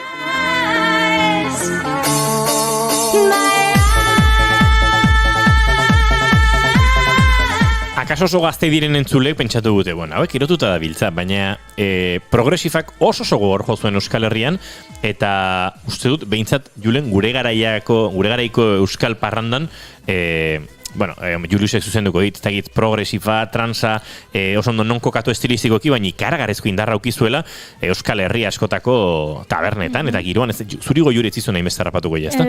Baina guri, hau, 2000ko hamarkadan esaterako, 2000ko hamarkadaren hasieran Julius, 80ko hamarkadaren bukaren Euskal Herrian, ez dakit, tope zegoen estilo bazen, ez? Bai, izan ere kantu hau, kantu honi jarri nun, Dissenxante Kei Ryanena ere bai, adibidez, partez oso melodie, oso doinu ezaguna egintzen kantu bat, hauek teorian gu ezinean jartzen, gio hasizian ja irratikoak ze, horte gertatzen, hasieran DJ-entzako egindako kantuak ziela, gio diskoteketan ezagunak egiten zian, eta reperkusio horren ondoren irratiak ezten zian jartzen hasten, nolabait, agian zigilokoek, disketxekoek egian ikustezutelako, irtera gehiago bat zuzkatela kantu horiek, ez? Eta gio, netzako aipagarria da ikustea gaur egungo jaialditan, festetan, Rememberreko festetan, belaunaldi berriko jende asko juten dala baitari. Ez dakit, anaiztarrei entzun dielako, ez dakit, musika klase hori, gurasoi, baina dagoalako eromen berri bat bezala, ez da? Bueno, gozategi taldeak kontatzen du, eta laiztre kontatuko digu ere, nola batean, hogeita izen bat urte bidean arituta gero, horre 16-17 urteko jende gaztea hasi zen euren kontzertutara joaten orain dela oso gutxi. Eta ez dakit, Sabinaren kontzertura hogeita pik urteko jendea joaten da, eta ez da bere garaiko. Ez beraz horre ere, ez dakit, transmisioa edo engantxeak edo danakoa, baina gertatu dira. Aizu, Julius, hau... Pentsatzen dut joan etorriko bidei bat dela, edo oso tarteka egiteko zerbait, zure itzulera, legendario hau, la leyenda de Juliusen ziren itzulera, ze bestela, oiko zure egunerokoan, ari zara pintxatzen, ari zara musika ekoizten, ari zara lan horiek egiten, edo letren giroan zabiltza gehiago, azken urtetan hainbat liburu, badakit gidoi gintzan ere bazabiltzala, zertan aritzen zara azken aldian?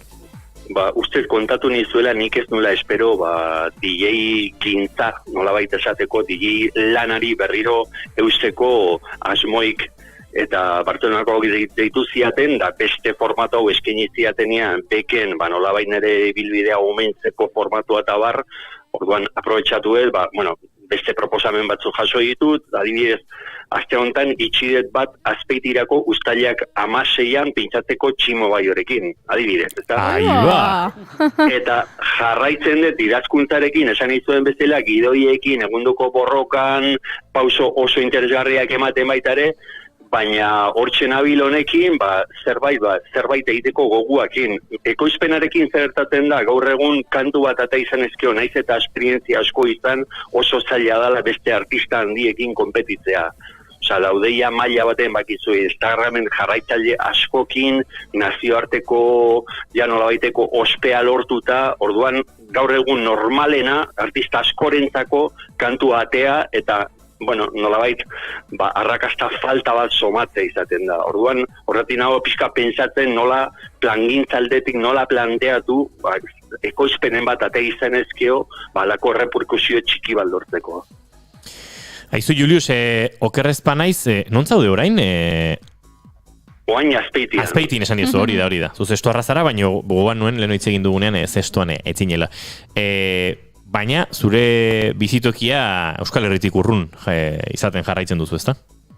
Torreviejan pasaditut 2 urte, teorian bertan urte askoz gehiago pasatzeko asmo neukan, baina pandemiak, lur jota utzi nau, eta hemendik aurrea ez dakit nondik ibiliko. Naizen momentuz hemen nao hilabete haue pasa, pixkat komentatu ditugun urratxauek eta eman, eta gero, ez dakit benetan, ez dakit urola bailaran jarraitu, edo Ego Amerikara jo, ez daukat oso garbi hendik. Baina hemendik, hilate batzutera dakiko dut. Kontatuko diguzu behar bezala, hemen gertu bazabiltza gainera, bisitan etortzeko aukera paregabe izango dugu. Eusebio Beloki galdetu digu, eta non izango da, baina Gorkak segituan erantzun dio, Malaga. Ondo ari da, ezta? Eusebio Beloki handia. Baizu, Julius, besarka da ondi bat, gozatu aje hori, kirol pixkat egin, giharretako eta iztarretako agujeta horiek usatzeko, eta harremanetan izango gara, jakiteko zein dinen zurrengo pausoak, eta bigarren kafe hortarako gonbidapen fisiko eta sendoa egiteko. Venga, beti bezala plazerratzuekin itzeitea. Besarka handi bat. Aio, zaindu. Aio, agur berdin.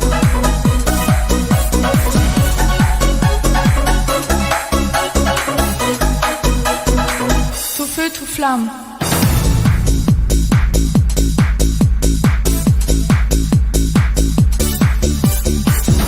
Gola ibiltzen ginen, Goiuri, doinu hauekin ere bai. Gainera, gertazitekeen, gure garaiko, bai, ez dakit, 2000 urteko lehenengo urte haietan, 2000ko hamarkada horietan, horretan, ez dakit, honen atzetik txusestan nervioso jartzea, eta atzetik hilda jainkoa pielete. Eta gero atzetik horrelako beste bat. Eta ondoren bai, eta, hauzan, niri olatea gea. Estetika iritsi zitzaidan, baina musika zain beste. Estetika art botak eta giro hori zen, ez? Bai. Zan daitezke, bai. Gehiago irauntzuen, estetikak nik uste dut gero horrelako diskoteketara joateko joerak baino. Uste dut.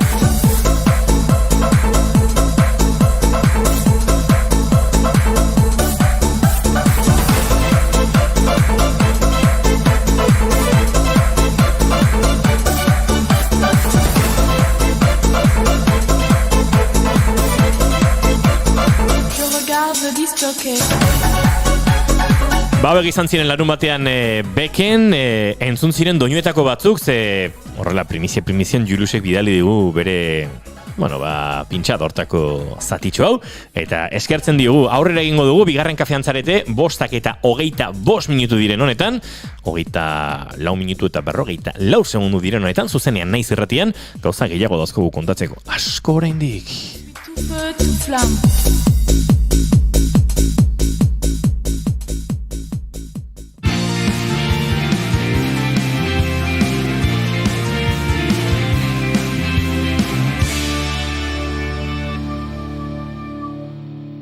Emaiozu bigarren aukera bat egunari.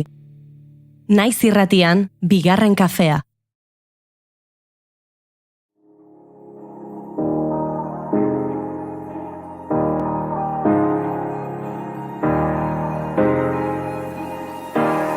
Hey, I was doing just fine before I met you. I drink too much and that's an issue, but I'm okay. Tell your friends it was nice to meet them, but I hope I never see them again. I know it breaks your heart. Moved to the city and I broke down crying. 4 years no calls, now you're looking pretty in a hotel bar. Saio eklektiko xamarra geratuko zaigu gaurkoa. Ze kontatuko dizuegu, abiatu gara. Gaurkoa? Abiatu gara Xavier Leteren inguruko edaren kanta gintzako tesi bat aztertzen John Martin, bertsolari, musikari eta doktorearekin. Hora xamarko dugu dagoeneko. Hori da. Alde egin dugu apatean, ez dakit 80ko eta 2000ko hamarkadako progresiv giroan izandako Beck jaialdiko emanaldi ero horretara eta Juliusen zirekin, Julio Villa Alberte Zestuarrarekin izan gara. Eta orain, Goiurik, ez dakit, TikTok giroan murgilduko gaitu nahi Elordi Hidalgorekin, ibilgailu autonomoei buruz hitz egin aurretik. Denerako ematen digu honek. Look as good as the day I met you. I forget just why I left you. I was insane. Stay and play that Blink-182 song that we beat to death in Tucson. Okay. I know it breaks your heart. Moved Bart, Ashley Nicolette Frank-Pine artistak, entzuten ari garen Ashley artistak, TikTok sare sozialean, bideo bat egin zuen, eta hautsak arroto zituen. Abeslari gazteak bideoan honako aipatzen zuen.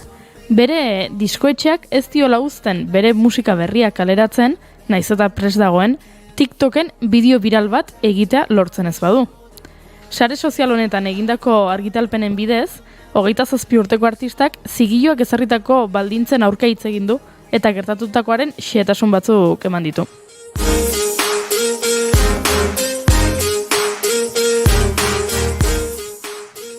Funtsean, maite dudan abesti bat dut eta ahalik eta lasterren argitaratu nahiko nuke, adierazu du Halseyk gatazkari buruzko bere lehen bideoan. 8 urtez egon naiz industria honetan lanean, 165 milioi disko baino gehiago saldu ditut. Eta nire disketxeak esaten du ezin dudala abesti argitaratu TikToken une miral bat egiten ez badut.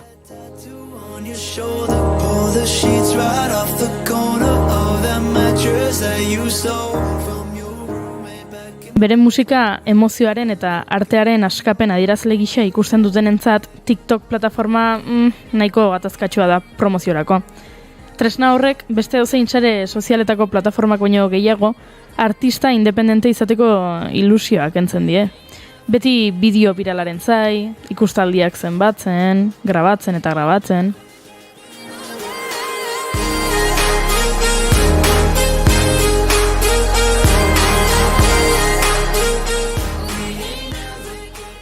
Eta interneten adituak diren 14 urteko gazten belaunaldira iristeak norbere burua saltzea barne hartzen badu ere, eta hau ez da, fenomeno berria.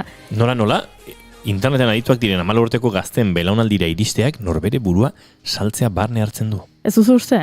Zuk pentsatzen baldin baduzu iritsi nahi dut 14 urteko enganaino, belaunaldi horretara iritsi nahi dut, hauek interneten oso adituak dira, pixka bat beraien gana iristea, zuk zure 30 urterekin, ez da pixkat zure burua saltzea? Bai. Bale. Pentsatzen nun kontrakoa. Ez nahi nun pixkate azpimarra egin hor indartsua irutu zeit esaldia da. Pixkat, bai, azpimarratzeko bezala. Baina bai, ados nago, bai. Ados zaude esaldi horrekin, baina eske gainera orain, gaur egun jada fokua ez dago salmenten zerrendetan bakarrik. Orain TikToke ekartu du eszenatokiaren erdigunea. Eta ikusten dugunez, Halsey bezalako artistak, ez daude horrekin hain pozik. Jakina, sare sozialek famatuekin konektatzeko bide berri bat sortu zuten, baina beste arazo batzuk ekarri zituen. Nolabait askorentzat TikTok bide positiboa izan bada ere, aplikazioarekin arrotz sentitzen diren artista finkatuek marketing makina baten amarru bergisa ikusten dute.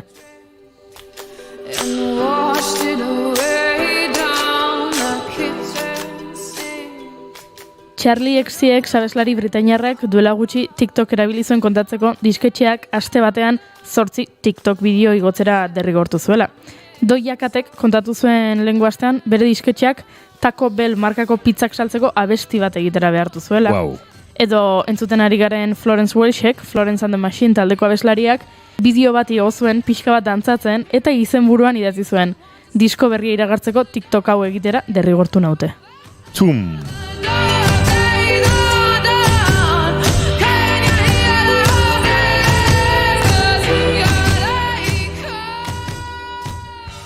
Baina ez dakit ze gertatzen den, ez dakit honen atzean dagoena zer den, agian euren kontratuen araberako izango da, edo famaren arabera, edo saldutako diskon arabera, baino batzuk TikToki uko egiteko boterea badute, eta hori da Adele britainiarraren kasua.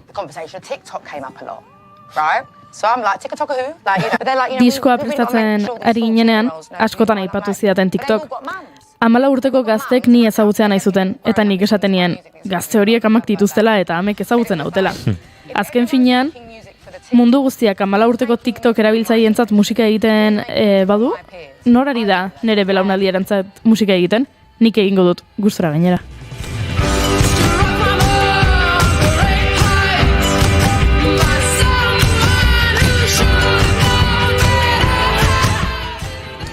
Adele abeslariak bere azkeneko diskoan, 30 edo 30 izeneko lanean, bere dibortzioa hitz egiten du. Bere erlazioaren amaierak semearengan izan dezaken eraginaz, galduta sentitzeaz, doluaz, agur esateaz, ez dira azaleko gaiak. I'd rather cater to people that have like are on my level in Nahiago terms of like, dut the amount nire adinekoekin konektatu. Planeta honetan nik adina bizipen eduki dutenekin. Ez dut nahi 12 urtekoek nire abestiak entzutea. Sakonegiak dira. Aldiz, 30 eta 40 urte dituzten emakumeak, terapiara joaten diren emakumeak, euren burua hobetu nahi duten emakumeak, horiek dira nire entzuleak, hori baita ni egiten aritu nintzena. Angela's not a fan of mine.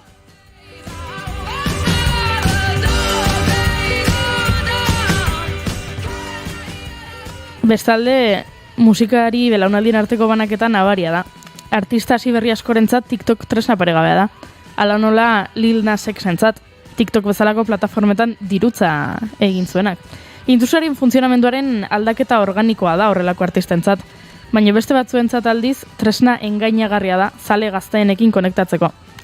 Litzo abeslari eta flautaiolearen azkeneko abestiak About Damn Time deiturikoak arrakasta handia lortu zuen TikToken salmenta zerrendatan lortu aurretik. Beraz, TikTok zer da? Ona edo txarra?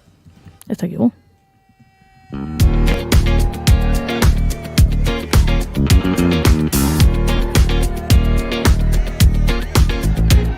It's that bitch o'clock, yeah, it's thick 30. I've been through a lot, but I'm still flirty. Is everybody back up in the building? It's been a minute, tell me how you're healing. Ez da arazo berri bat. 80ko hamarkadan eta bereziki 80ko hamarkadan MTV agertu zen adibidez, eta bideoklipak edatzen hasi ziren. Batzuek artearen ordez merkaturatzeko metodo gisa ikusten zituzten. Adibidez, Pearl Jam bezalako bandek berehala esan zuten, bereiek ez zutela bideoklipik egingo, ez zituztela bideoklipak gogoko, bideoak ikuslei abestiaren interpretazio propioa izateko gaitasuna kentzen zielakoan. Baina gaur egun, bideoklipak, nire ustez behintzat, artearen eta musika proiektuen alor garrantzitsu gisa ikusten ditugu.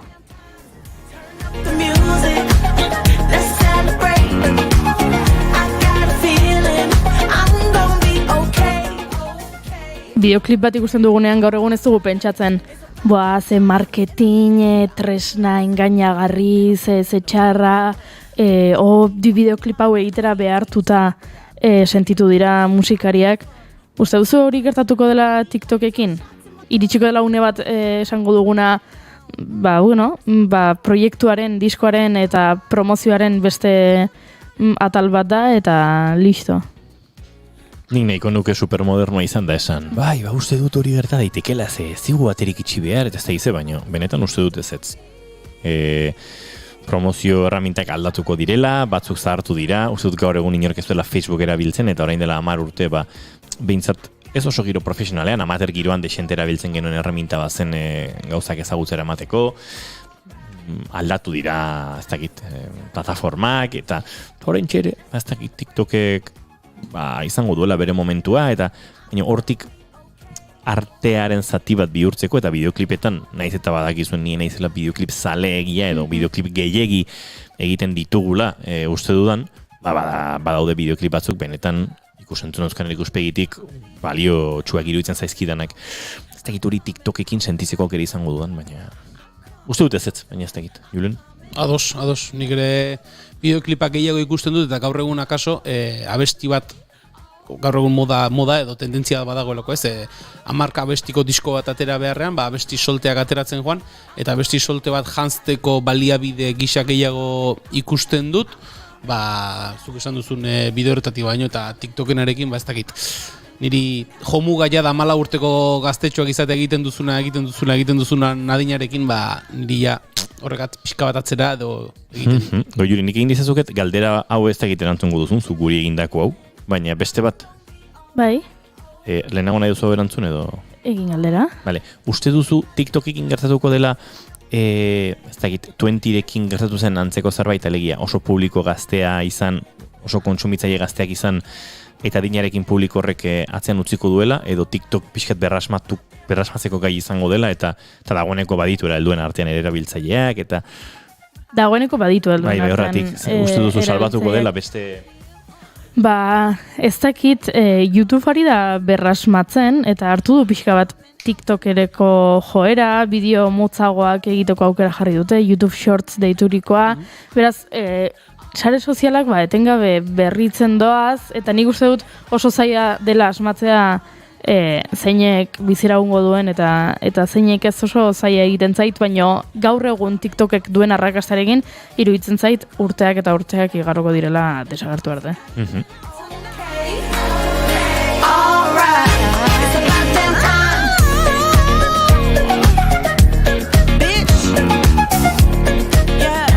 Eskerrik asko Goiuri Zeizarandia, oso snorketa interesgarri izan da.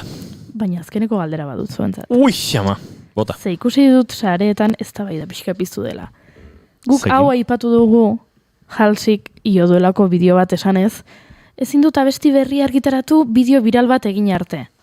Eta ez, triste bezala.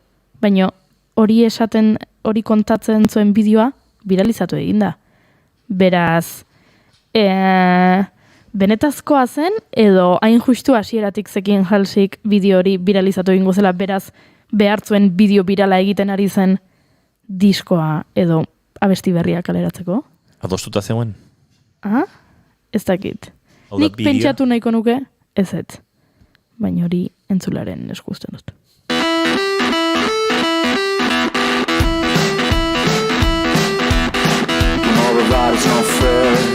22 minutu arratsaldeko 6etarako eta gu bagoaz iztu bizian aurrera, abesti honekin badakizue, Unai Elordi Hidalgo datorrela, eta honek ere ekletizismo honekin bat egin du, eta gaiak ere esparru zabalean kokatzen ditugu, beraz izan daitezke oso teknologiarekin lotuta, teknologia gizartearengan duen eraginaren ingurukoak, izan daitezke etorkizuna aurreratu edo haren inguruko ausarketak egin nahi dituztena, eta pentsa, hemen nabilni hitz egiten eta idazten aldi berean, Unai Elordi Hidalgoren izena, streaming bitatez jarraitzen duzuenok, ikus ezazuen bere izena. Unai Elordi Hidalgo, naiz, multitask.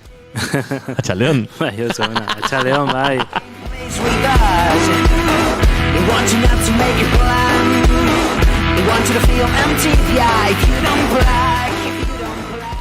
Badakit, urrengo gaia aurkezteko pelikula bat eskatuko banieke nire lankide dinosaurioi, 1982ko Knight Rider edo El Coche Fantastiko aukeratuko luketela. Edo deskuidatu ezkero 1940ko Invisible Woman. Baina lasai, erreferentzia berriagoa erabiliko dut nik. Ikusi duzue Will Smithen iRobot pelikula? Goiuri, uste dut esaten aizaren honekin naizeko zuzendaritzan norbait akaso aserratuko dela, dinosaurioak ditu diezu. Kantxa bat zen. Guri zen? Bai, zuentzat zen. Ni orduan Blackout derribado bezala geratzen dut, dinosaurioa daitu badigu. Ni hemen kezka dut esan dinosauriak, pixkat pentsa, ez zuzendaritzan ze adin eukiko jendeak, baina gongo da hor norbait goran, gure, ez, guta zari zinean. Bai. Esan dugulako progresiba dantzatzen genuela. Unai Elordi Hidalgo zan. Unai Elordi Hidalgo sasi DJ izan zan, baina tira, gero galdetuko dio horregatik. Will Smithen pelikula. Nik ez dut ikusi, uste dut. Nik erez. Bazalduko dizuet. Nik bai. 2004ko pelikula hori 2035an girotuta dago. 35an? Bai. Vale. Chicagoko Spooner detektibeak gorrotu ditu gizateria zerbitzatzen duten robotak. Izan ere, robot batek datu logikoak eta bizirauteko algoritmoak erabili zituelako bera itotzetik salbatzeko neskato gazte bat hiltzen uzten zuen bitartean. Filmean, Spoonerrek Audi RSQ bat gidatzen du. Audik filmerako berariaz diseinatutako automobil kontzeptual bat. RSQ-a modu autonomoan gidatzeko gai da. Pentsa, Spoonerrek lo egiten du autoa mugitzen ari den bitartean. Baina autoak bere kapena baimenik gabe elkarbanatzen du. Horrek adierazten du ibilgailuaren segurtasunarekin arazo bat dagoela. Eta Spooner robot humanoide flota batek erasotzen du.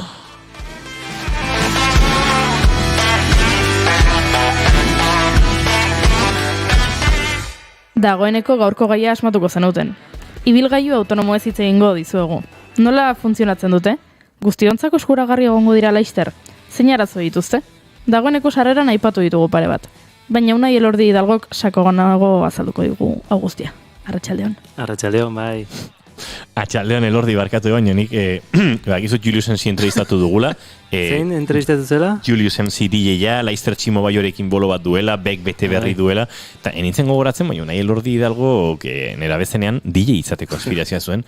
Denetatik entzun dut. Bai. Eta... Bueno, DJ-a ez. Txorakerik iten, eta horako genuen entzuleak akaso badaki inoiz ez dut kontatu da, unai Elorri eta biok laguna gara, kuadrillakoak gara. Eta lokal baba genuen, gaztetan eukitzen diren lokal horietakoa, gurea denbora luzez luzatu zen. Ia 30 urtera arte uste du lokala izan genuela.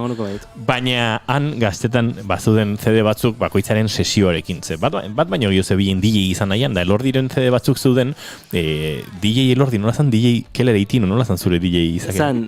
DJ ETV sin joder canciones. Hori da. Eta dena destrozauta zen. Abesti gizorratzen zitula, hola, DJ ETV. DJ ETV, ez dizegu azalduko zerratik zen DJ ETV.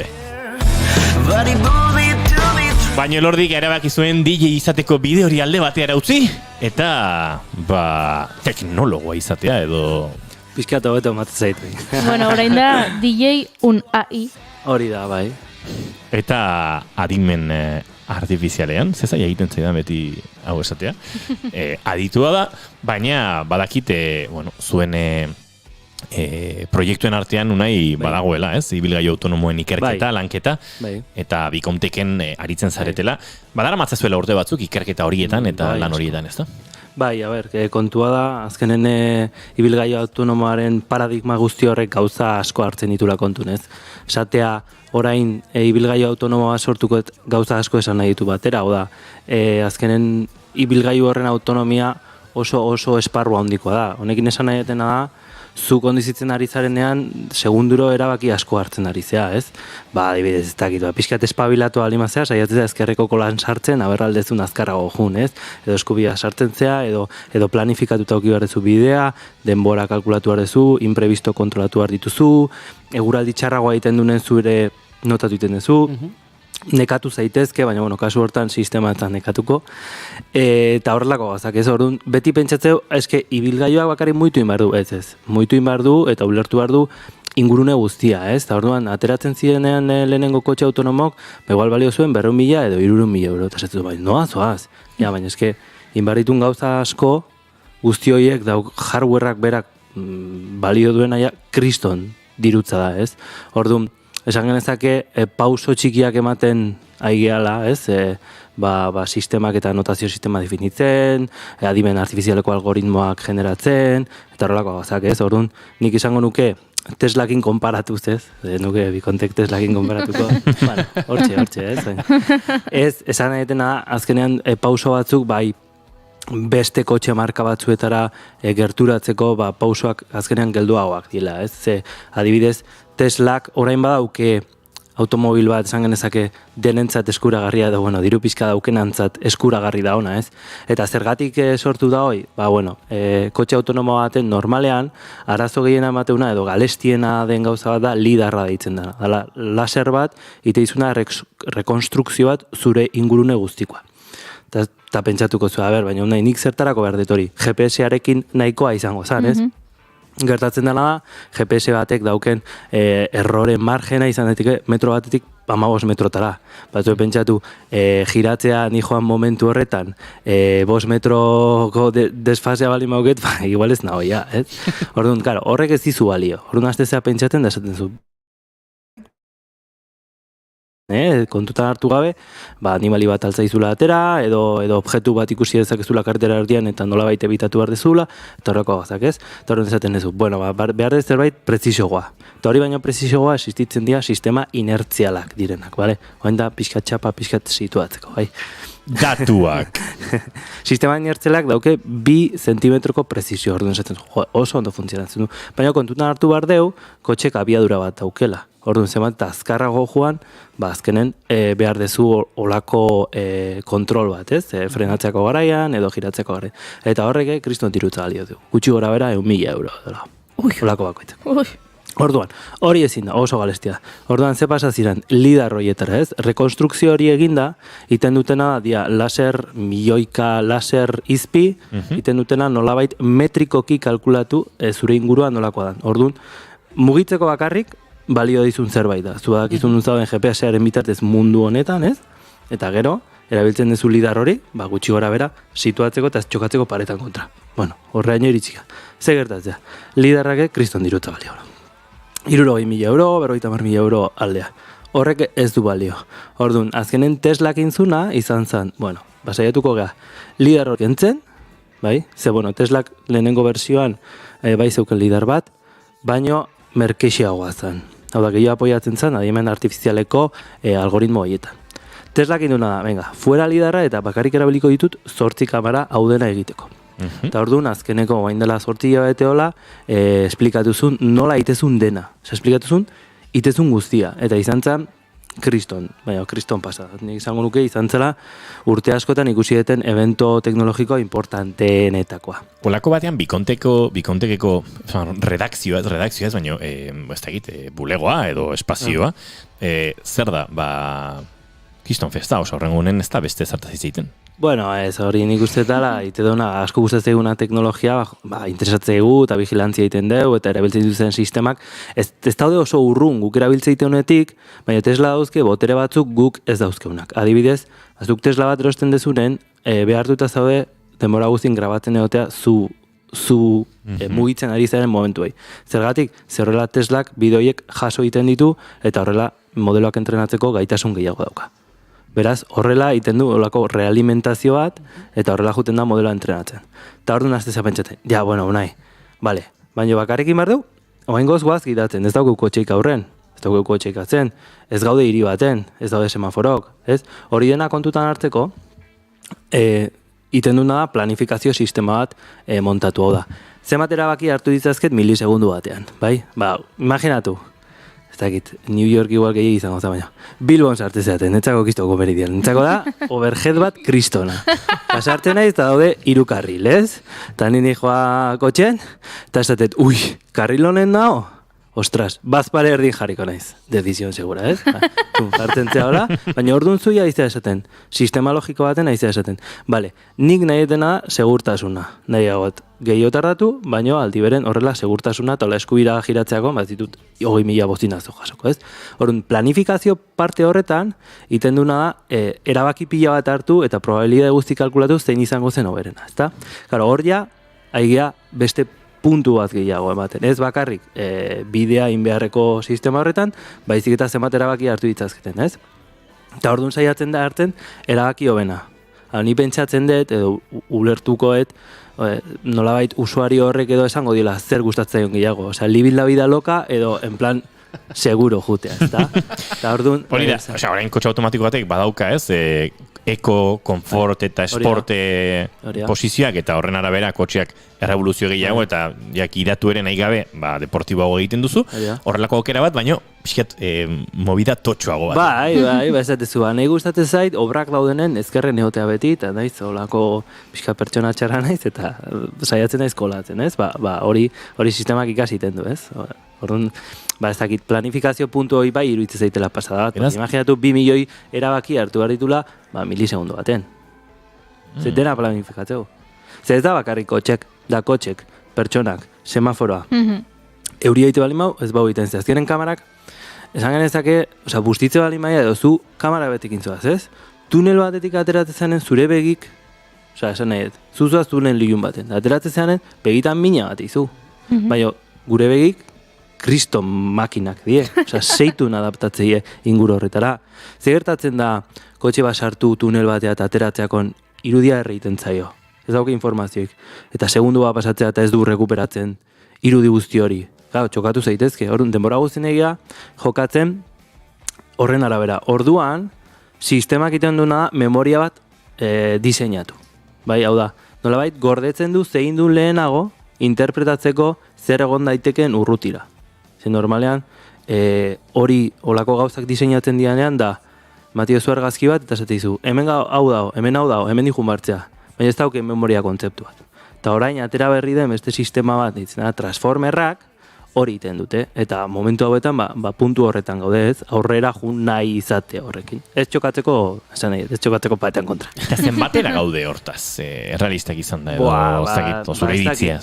A ber, egia da Tesla, oso ondo dagoela, momentu hauetan, esan genezake lider absolutua dela, baina oraindik ni esaten nahi naizen guzti hau, oraindik dago beta funtzioa, bai, ze ezin duzu hori askatu, ez dakit, Chicago batean edo, bueno, estatu batuak esatet Teslangatik, baina hiri handi baten hori ezin duzu askatu olakola. Ze beste proba guztiak iten dira beti zirkuito baten, zona seguru baten, entorno kontrolado deitzen horretan, hau da, espero ez ditudan gauza guzti horiek, kenduko ditut, eta jarrikoet pista baten, eta bertze gertatzean, eta orduan, nik esango nukeo indikan 10 bat urte gutxienez, osea, ezak nola esplikatu da, gure eskuetan egoteko, bai, entzun, asko entzungo deu, eta segurazki Tesla edo beste hozin enpresa, preste hongo da, eta horren bila dabil, eta diru asko muitzen nahi da, azkenen kotxe elektrikoa eta autonomoa ia batera doaz. Ez naiz futurologoa bendik, baina, eman pare bat urte, eta... Interesgarria da. Hala ere hor, badago elordi, zea bat, evoluzio paralelo bat, ez? Azkenean zuek edo automozio autonomo horretan egiten den ikerketa horietatik, beste abiedura batean eta motelago, baina ibilgailu normaletan ere barneratzen ari diren sistemak. Urteak dira frenada automatikoa duten ibilgailua dauzkagula, karrilen interpretazioa. Hori kamera bitartez egiten dute? Bai. Tani bat esplikatuko izu pipa. Nik entzulari izango diot, zer dan, ze batzuk igual ez dute probatuko, nik alokairuzko kotxeetan tokatu zait, Opel ibilgailuekin konkretuki aspaldi, 2006an ja lehenengo aldiz pasaditzaidan, autobide batean erdiko lerro intermitente hori gainditu eta ezker karrilera joateko ez batzen hori intermitentea jartzen, ibilgailuak berak ez dizu uzten, behar zaitu barrura. Zuk volante askatu eta hor balantzak hasten da kotxea, baina kolpea ez, lerro imaginario horiekin berak sentitzen du, barrura joan behar dula eta esan dizu, hartu kontrola, ez? Hori guztiak kamera bitartez. Bueno, a ver, kamarak iten du ikusi, eta gero, kamera horretatik ateratako informaziotik interpretatzen du nola dan karretera bera, ez? Eta jarrikoet, saiatuko naiz aldeten simplista nahi izaten zuek irudi bat eukitzeko, bai? Gu bizia mundu esferiko baten da mundu proiektibo baten, irudimentxota, bai? Orduan, nik hartze balen bat irudi hori planoa da, bai? Pixela bakari da, nik ez dakit zer gehiago, baina irudi hori interpretatu ezaket. Ez dakit bere garaian DBH lauen edo marrazketan ibiltze ginenen proiekzio isometrikoa ditzen zen hori, ez? Gutxi gora bera da pixkat hori, bai. Beak hartzen du eta saiatzen da bilatzen nun dauden linea horiek, bai? Eta lineak normalan izaten dira txuriak. Nola, txuriak dian beltzakin daukate kontraste asko. Orduan, linea horiek nolabait iruditik segmentatzea oso erreza da. Eta horrek egiten ditu, olako bi zuzen, eta egiten dute konbergitu puntu batean, bai? Orduan, ateratzen dira, ezakite jendea Twitchetik behiratzen nahi, baina zuek imaginatu, daude hola bi linea ez, eta bi linea horiek X bat ingote momentu baten, bai? Beraien artean, kruzatuko. Ez du zertan, bai? Irudimentxetan gaudenen hor aproksimazio bat dago, bai? Normalean ez duete, baino aproksimazio hoberena ateratzen dezu. Orduan, horrekin, jabadaki urrengo instante horretan, nune hon behar du. Orduan, kurba dagoen momentu horretan, funtzio matematiko baten bitartez, asumitzen du zenbat giratu behar den eskubitara, eta ezkertara, eta prozesu hori ja guztiz kontrolatuta dago. Hoi bai, lineak ikusi behar dira, Espaia ikusten, zelia. Beraz, herrialde batek edo administrazio publikoak, ez dakit, Euskal Herrian, Euskal Autonomia Erkidegoan, diputazioen menpe dagoela, Nafarroan, Nafarroko gobernuaren menpe, eta bar, errepiden mantenua txarra bada, pixka galduta da egon daiteke. Bai, nik ez ditut ezagutzen guztiz exactamente ze egiten duten ez, baina nik olako gauzak implementatuta dauzket, Irizarreko autobusetan eta olako gauzetan sartuta gukindako gauzak, ez? Orduan, badakit nola funtzionatzen duten, olako batzutan gertatzen da, autobusak normalen pistetatik eta ez dira sartzen, ez? Edo karretera batzutak, ez dakit, lehaurun gorazoaz, eta esatez, gaztelo aldea juten emetik bietxur, ez dakit bietxurra, baina karretera beha dana, ez? Uzturpetik hor, badue karretera batzuk baserrita juteko, baina ez dauketela olako pintura referentziarik. Orduan, egin dezaketena da, olako kolore segmentazio bat, zehazkenean, errepedia eta belarranen arteko segmentazioa oso desberdina da. Orduan, oso erreza da hori egita. Baina ez gertatzen da, eguraldi txarra egiten den, edo imaginatu, elurra dagoenean karreteran, horrek ez dizula balio. Orduan, sistemak betingo du, nik dudatzen nahi bali manaiz, nola da hon, utziko dizut zuri. Oraingoz, hola dago. Eta hori da etorkizunera begirara izan dezakegun ezaugarrietako bat. Ez 10 urte barru ibilgailu oso autonomoak, baina kaso oraindik ere gure eskuen beharra duten hoiek edo. Nik esango nuke laguntza. Bai, ezta. Eta beste eredu txiki bat jarri dezazuket, adibidez, ez? Zuk asko bide ez duzula ino. Etortezea, ez dakit, beste munduko puntatik, abideen eta kotxe hartu hartezu. Bai edo bai, urrengo gunen lana daukezulako. Jo, eta zabe, super nekatuta. Baina ez dakizu zenbateinoko nekatuta zaren, ze iritsi nahi dezu. Orduan, badaude, nekea detektatzen duten sistemak zuk ez lo hartzeko. Hau da, ni lo hartzen ari balima naiz, silak vibratu ingo dit, ni esnatzeko. Oendik elektrokutatu ez dubeten jendea. Baina horrelako sistemak erabiltzen dira, igual, zu konturatzeko, igual nekatu egiza odela orain bidaiatzen jarrikiteko, batzutan igual ez izuarrankatzen, eta hori normalen iten da predikzio sistema temporal batekin, ez? Juten da ikusten zenbat aldiz ari zaren zu pestainatzen, edo zenbat aratzezun, hau zabalka zauden, zure aurpegiko espresioak nola dauden, nora begira izean, gauza guztioi kontutan hartuta, esateu, igual nekatuta, hau. Ez? Eta orduan, holako gauzak iten dute, oraingoz lagundu, eta horiek bai daudela, guk behintzat autobusetan sartu ditu, ez? Ez dakit orain kotxetan ez dit ikusi. Baina horrelako gozak edo zu konturatu gabe orain kotxe bat aurren daukezu, eta ez dizu pi, esate dizu kontuz, ze hemen kotxeak geldi daude, autoiara daude, eta zuk frenatzen ez paduzu, kotxe batzuk automatikoki. Bai, automatiko, baina hori da, bakarrik objektu bera, ez? Detektatzeko. Baina batzuetan, igual, objektu horren tamainoa ez da nahikoa handia, edo bakarrik desbiatuta egin dezakezu, ez? Hori izango zen ja, urrengo pausua. Minutu terdi arratsaleko 6etarako, eta honek esan nahi du urrengo galdera erantzuteko urrengo saiorak utzi barko dugula, zerbait irekita unai. Bigarren bertxio egingo dago? Bigarren bertxio osote egin behar dugula. Ze egiten du ibilgailu autonomo batek, zebrabide batean jakinik frenatzeko denborarik ez duela, eta aurre bat, eta 80 urteko pertsona bat dituenean, eta bat edo beste, harrapatu egingo duenean. Ez nahizu, gaur erantzutea edo urrengoan? Ez, urrengoan kontatuko diguzu. Ze arazo moral etikoak ere izango dituzte ibilgailu autonomo hauek. Gaurko egunez jaio zen Joe Cooker, eta hemen amaitzeko bere kantutxo bat. Iaia bagoazela, Julen Goikoetxe Arbegozo, plazar bat, eta bihar arte entzule nienago, baina Goiuri eta Julen hemen izango dira. Hori da, eskerrik asko. Goiuri, bihar arte? Bihar arte. Zoi entzulen, datorren aste arte, zenik naiz egongo, baina hemen bigarren kafe asko egongo da zuentzatu. Nahi Elordi Hidalgo, bi aste barru, hemen txikusiko dugu elkar. Eta zuretan entzule itzordua bihar arratsaldeko 4etan, baina geratu hor, naiz irratian, zoraintxe, Ariako lankideek hartuko diote lekukoa, bigarren kafeari. Aio! You are so beautiful.